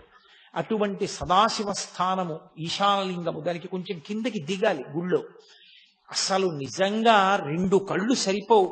నేను ఇప్పుడు మీతో ఉపన్యాసం చెప్తున్నాను కానీ నాకు మనసులో ఆ శివలింగాలన్నీ కనపడుతుంటే ఎంత పరవశించిపోతున్నానో నేను. ఆ ఈశాన్యలింగం మెట్లు దిగి చక్కగా మీరు ఆ మెట్ల మీద కూర్చున్నా సరే ఎదురుగుండా కనపడుతుంటుంది. సాయంకాలం పూట ప్రదోష వేళలో కొంచెం సేపు తలుపేసి అలంకారం చేసి తలుపు తీస్తారు. అసలు అప్పుడు దర్శనం చేస్తే ఒళ్ళు గగుర్పుడుస్తుంది. అలా ఉంటుంది ఆ ఈశాన్యలింగం. ఈశాన్యలింగ దర్శనం చేసి తిరిగి వచ్చేస్తే మళ్ళీ ఆగ్నేయం దగ్గరికి వచ్చేటప్పటికి కొంచెం సందులోకి వెళ్ళాలి, పైకి కనపడదు. ఆ శేషాద్రి స్వామి ఆశ్రమానికి ముందున్నటువంటి చోట కుడిపక్క సందులోకి వెడితే అగ్నిలింగం. ఆ అగ్నిలింగ దర్శనంతో మళ్ళీ రమణాశ్రమం దగ్గరికి వస్తే ప్రదక్షిణం పూర్తయిపోతుంది.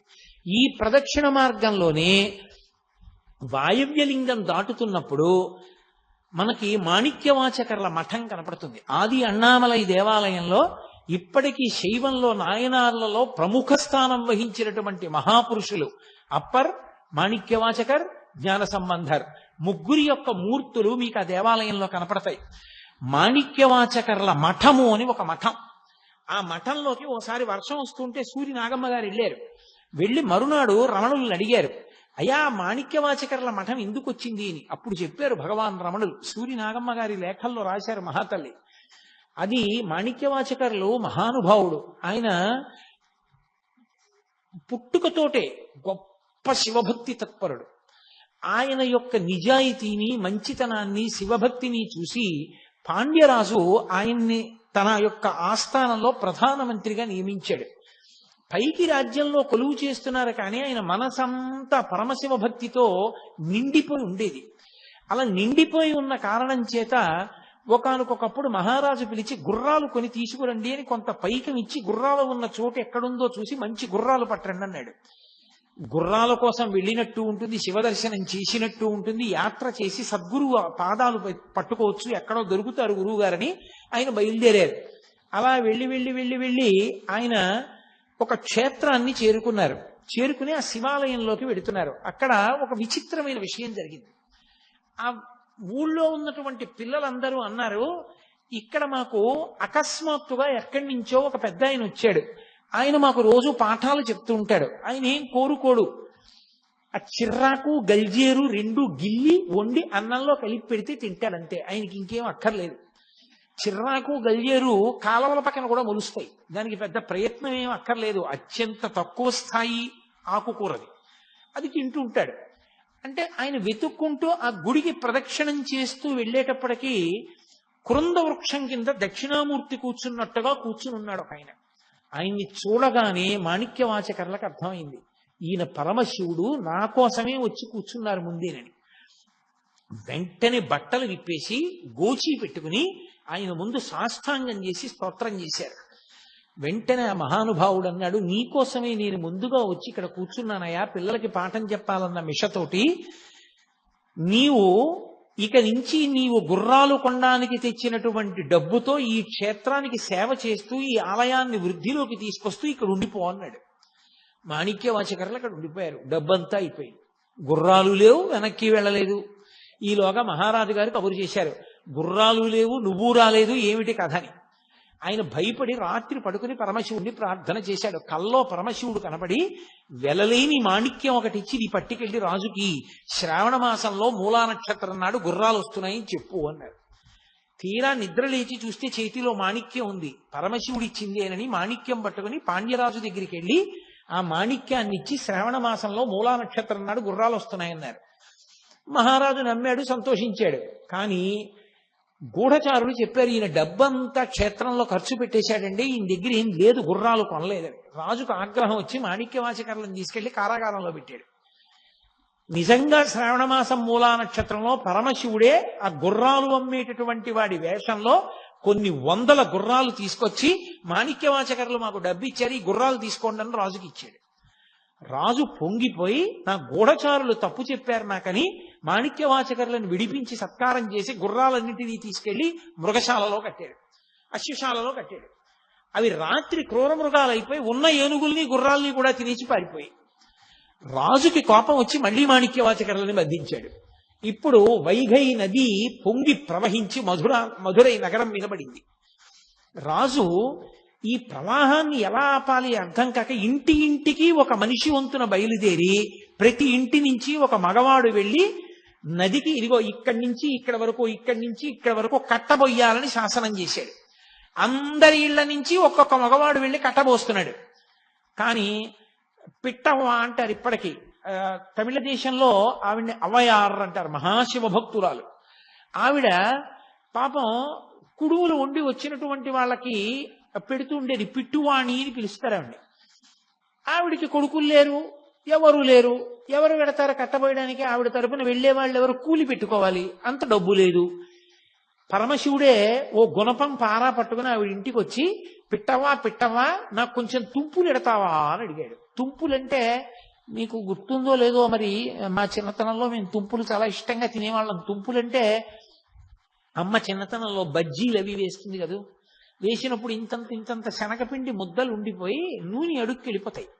అడుక్కెళ్ళిపోతే అవి బజ్జీలు చాలా మాటలు వేసి తీసేస్తారు. ఇవి మాత్రం అలాగే ఉంటాయి, నూనెలో ములిగి ఉండి ఎర్రగా తయారవుతాయి. అవి తుప్పులు అంటారు. అవి అమ్మ చిల్లులుగా ఉన్నటువంటి పెద్ద గరిట పెట్టి ఇలా ఒడ్డుకి తీసి ఆ నూనె ఇలా కిందకి దిగిపోయే వరకు ఇలా అని ఆ తుంపులో పళ్ళెంలో పడేస్తే బజ్జీల కన్నా తుంపులు సంతోషంగా ఒక్కొక్కటి నోట్లో వేసుకుని కరకరా తింటుండేవాళ్ళం. అలా తుంపులు వస్తాయి ఆ కుడుములు వండినప్పుడు. ఆ తుంపులు పెట్టవమ్మా, నాకు కుడుములు అక్కర్లేదన్నాడు. తుంపులు అంటే పనికి మేలినవి, కుడుములు అయితే అమ్ముకుంటే డబ్బు వస్తుంది, నాకు ఆ తుంపులు ఇట్టన్నాడు. ఇంత రాత్రివేళ తుంపులు ఎక్కడ ఉంటాయిరా నాయన, కుడుములే పెడతాను లేని ఆవిడ కుడుములు వేసింది. అవి ఒక్కటి కుడుములంటే పుణుకులు అనుకోండి, మీకు తేలిగ్గా అర్థం అవడానికి. ఒక్కటి పుణుకు రాలేదు, అన్ని తుంపులు అయిపోయి. అది శివవాక్కు. ఆ తుంపులే పెట్టింది. కాసిని తుంపులు తిన్నాడు, కాసిని తుంపులు మూట కట్టుకున్నాడు. వైఘై నదికి నేను నీ పనుపున నేను కట్ట వేస్తానని బయలుదేరాడు. వెళ్ళినవాడు కట్ట వేయడం అనేసి ఆ ఒడ్డున పడుకుని పెద్ద పెద్దగా పాటలు పాడుతూ మిగిలిన వాళ్ళ పనులు పాడు చేస్తున్నాడు. మహారాజు గుర్రం ఎక్కి అందరూ కట్ట వేస్తున్నారో లేదో చూడ్డానికి వచ్చాడు. ఈయనొక్కడే పని చేయట్లేదు. ఇతను పని ఎందుకు చేయట్లేదు, నన్ను చూసి కూడా లేవలేదు, పడుకుని పాటలు పాడుతున్నాడు ఏమిటని అడిగారు. ఏమో మహాప్రభో, పిట్టవాణ్ణి పంపించింది ఈయన పని చేయట్లేదు సరికదా, పని చేసేవాళ్ళని పాడు చేస్తున్నాడు, వచ్చి ఇలాగే పడుకుని పాటలు పాడుతున్నాడు అన్నారు. పాటలు పాడుకుంటూ పడుకోవడానికి ఆ నది వరదొస్తుంటే అని చెప్పి రాజు కొరడా తెప్పించి ఆయన వీపు మీద దెబ్బలు కొట్టాడు. ఆయన వీపు మీద కొరడాతో కొట్టగానే రాజు వీపు మీద రాజ్యంలో ఉన్నటువంటి జంతువులు, పక్షులు, బల్లులు, కుక్కలు, పిల్లులన్నిటి వీపుల మీద వాతపడింది. అమ్మబాబో, ఇదేదో ఆశ్చర్యంగా ఉంది, ఈయన్ని కుడితే నా వీపు మీద వాతపడి మండుతోందని రాజుగారు ఆశ్చర్యపైన కాళ్ళ మీద పడ్డాడు. అప్పుడు పరమశివుడు, నేను ఈశ్వరుణ్ణి, నాకు పరమభక్తుడైన మాణిక్యవాచకర్ని ఇబ్బంది పెట్టావు, అందుకని నీకు బుద్ధి రావడానికి ఇంత కథ నడిపించవలసి వచ్చింది, వెళ్ళి మాణిక్యవాచకర్ కాళ్ళ మీద పడి ఆయన్ని విడిపించన్నాడు. మరి మీరు పిట్టువాణి పనుపుని ఎందుకు వచ్చారని అడిగారు. ఆమె మహాభక్తురాలు, ఆమెకి కొడుకు లేడు కాబట్టి ఆమె పనుపున కూలి చేయడానికి నేను వచ్చానన్నాడు. ఏమి శివ అనుగ్రహం, ముందు పిట్టువాడిని చూడాలని పరమేశ్వరుడు గబగబా గుర్రం మీద పరిగెత్తాడు. ఆ రాజు ఆ పిట్టువాణి ఇంటికి పరిగెత్తాడు, పరమేశ్వరుడు అంతర్ధానం అయిపోయాడు. తీరా ఈయన పిట్టువాణి ఇంటికి వెళ్ళేటప్పటికి ఆవిడ కైలాసానికి వెళ్ళిపోతుంది బొద్దితో. చూసి ఆశ్చర్యపోయి అంతఃపురానికి వెళ్ళి మాణిక్యవాచకర్ని విడిపించి ఆయనకి సత్కారం చేసి ఆయనని మళ్ళీ యథోచిత స్థానంలో ఉంచాడు. మహారాజా, రాజ్యం నువ్వేలుకో, నాకెందుకు వచ్చిన ప్రధానమంత్రి పదవి, నేను పరమేశ్వరుణ్ణి స్తోత్రం చేస్తూ ఊరూరా తిరుగుతానని ఆయన ఇందాక నేను చెప్పినటువంటి పంచశిఖరముల దగ్గర నిలబడే అరుణాచల పర్వతం వంక చూసి తిరువెంబావై పాడాడు. తిరుప్పావై అని ధనుర్మాసంలో వైష్ణవులు ఎలా పాడతారో తిరువెంబావై శివాలయాలన్నిటిలో పాడతారు ధనుర్మాసంలో. మీరు ఇప్పటికీ తమిళ దేశం వెడితే శివాలయాలన్నిటిలో తిరువెంబావై వినపడుతుంటుంది. ఆ తిరువెంబావై మాణిక్యవాచకర్లు పాడారు. ఆయన ఆఖరికి చిదంబరం చేరుకుని బాగా వృద్ధులైపోయారు, మఠంలో ఉండేవారు. ఈయన మాటలు లోకానికి అందాలని పరమశివుడు ఒక వృద్ధ బ్రాహ్మణ వేషాన్ని వేసుకుని వారి ఇంటికి, ఆ మఠానికి వెళ్ళి బాగా చీకటి పడిపోయిన తర్వాత, అయ్యా పరమశివుడు మీది మీరు ఇన్ని పాటలు పాడారు కదా, మళ్ళీ ఒక్కసారి పాడండి వింటానన్నాడు. మాణిక్యవాచకర్లు అన్నారు, ఎన్నో పాటలు పాడాను, వృద్ధుణ్ణి అయిపోయాను, జ్ఞాపకం ఉంటాయా, నాకు జ్ఞాపకం లేవన్నారు. పర్వాలేదు, ఇన్ని జ్ఞాపకం ఉంటే అన్నే పాడండి అన్నారు. అంటే మహానుభావుడు అప్పుడు పాడాడు. రాత్రి కాలం కూడా తెలియకుండా పాడాడు, తెల్లవారుజాము వరకు. దాన్ని తిరువాచకం అంటారు. మీరు ఎప్పుడైనా చదివారో లేదో ఆ పుస్తకం, చాలా అద్భుతంగా ఉంటుంది, మాణిక్యవాచకర్ల తిరువాచకం. ఆ తిరువాచకం పరమేశ్వరుడే కూర్చొని బ్రాహ్మణ రూపంలో రాశాడు. తెల్లవారుజామున నీరసపడి పడుకున్నాడు మాణిక్యవాచకర్. పరమేశ్వరుడు ఆ రాసిన తాళపత్ర గ్రంథం మీద ఇంకొక తాళపత్రం చేర్చి, ఆయన మాటలు మాణిక్యములు, అవి గాలిలో కలిసిపోతే మళ్ళీ భవిష్యత్ తరాలకు అందమని చిదంబరంలో నటరాజునైన నేనే ఆయన మఠానికి వెళ్ళి ఆయన దగ్గర కూర్చుని ఆయన పాడుతుంటే ఇవి వ్రాశాను. ఇవి ఇంత మాణిక్యముల వంటి మాటలు పలికినవాడు కాబట్టి ఆయనకి మాణిక్యవాచకర్రని పేరు పెడుతున్నాను అని చెప్పి నటరాజస్వామి ముద్ర వేసి తాడు కట్టి నటరాజస్వామి పాదాల దగ్గర పెట్టాడు. పెట్టి నటరాజులోకే లీనమయ్యాడు. తెల్లవారుజామున అర్చకులు లేచి తాళపత్ర గ్రంథం చూశారు. తెల్లబోయారు, దాని మీద నటరాజస్వామి వారి ముద్ర ఉంది.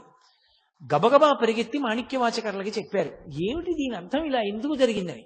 మీకు చెప్తాను రెండని చెప్పి మాణిక్యవాచకర్లు బయలుదేరి చిదంబరంలో నటరాజస్వామి దేవాలయం దగ్గరికి వచ్చి, ఇంత సౌజన్యమా మహానుభావ, నా పాటలు నువ్వు రాశావా, ఎంతటి సులభుడవయ్యా అని పరమశివుణ్ణి స్తోత్రం చేసి కన్నీళ్లతో ఆయన్ని వేడుకుంటూ ఉండగా ఆయనలోని జ్యోతి చిదంబరంలో నటరాజస్వామిలో ఐక్యమైపోయింది.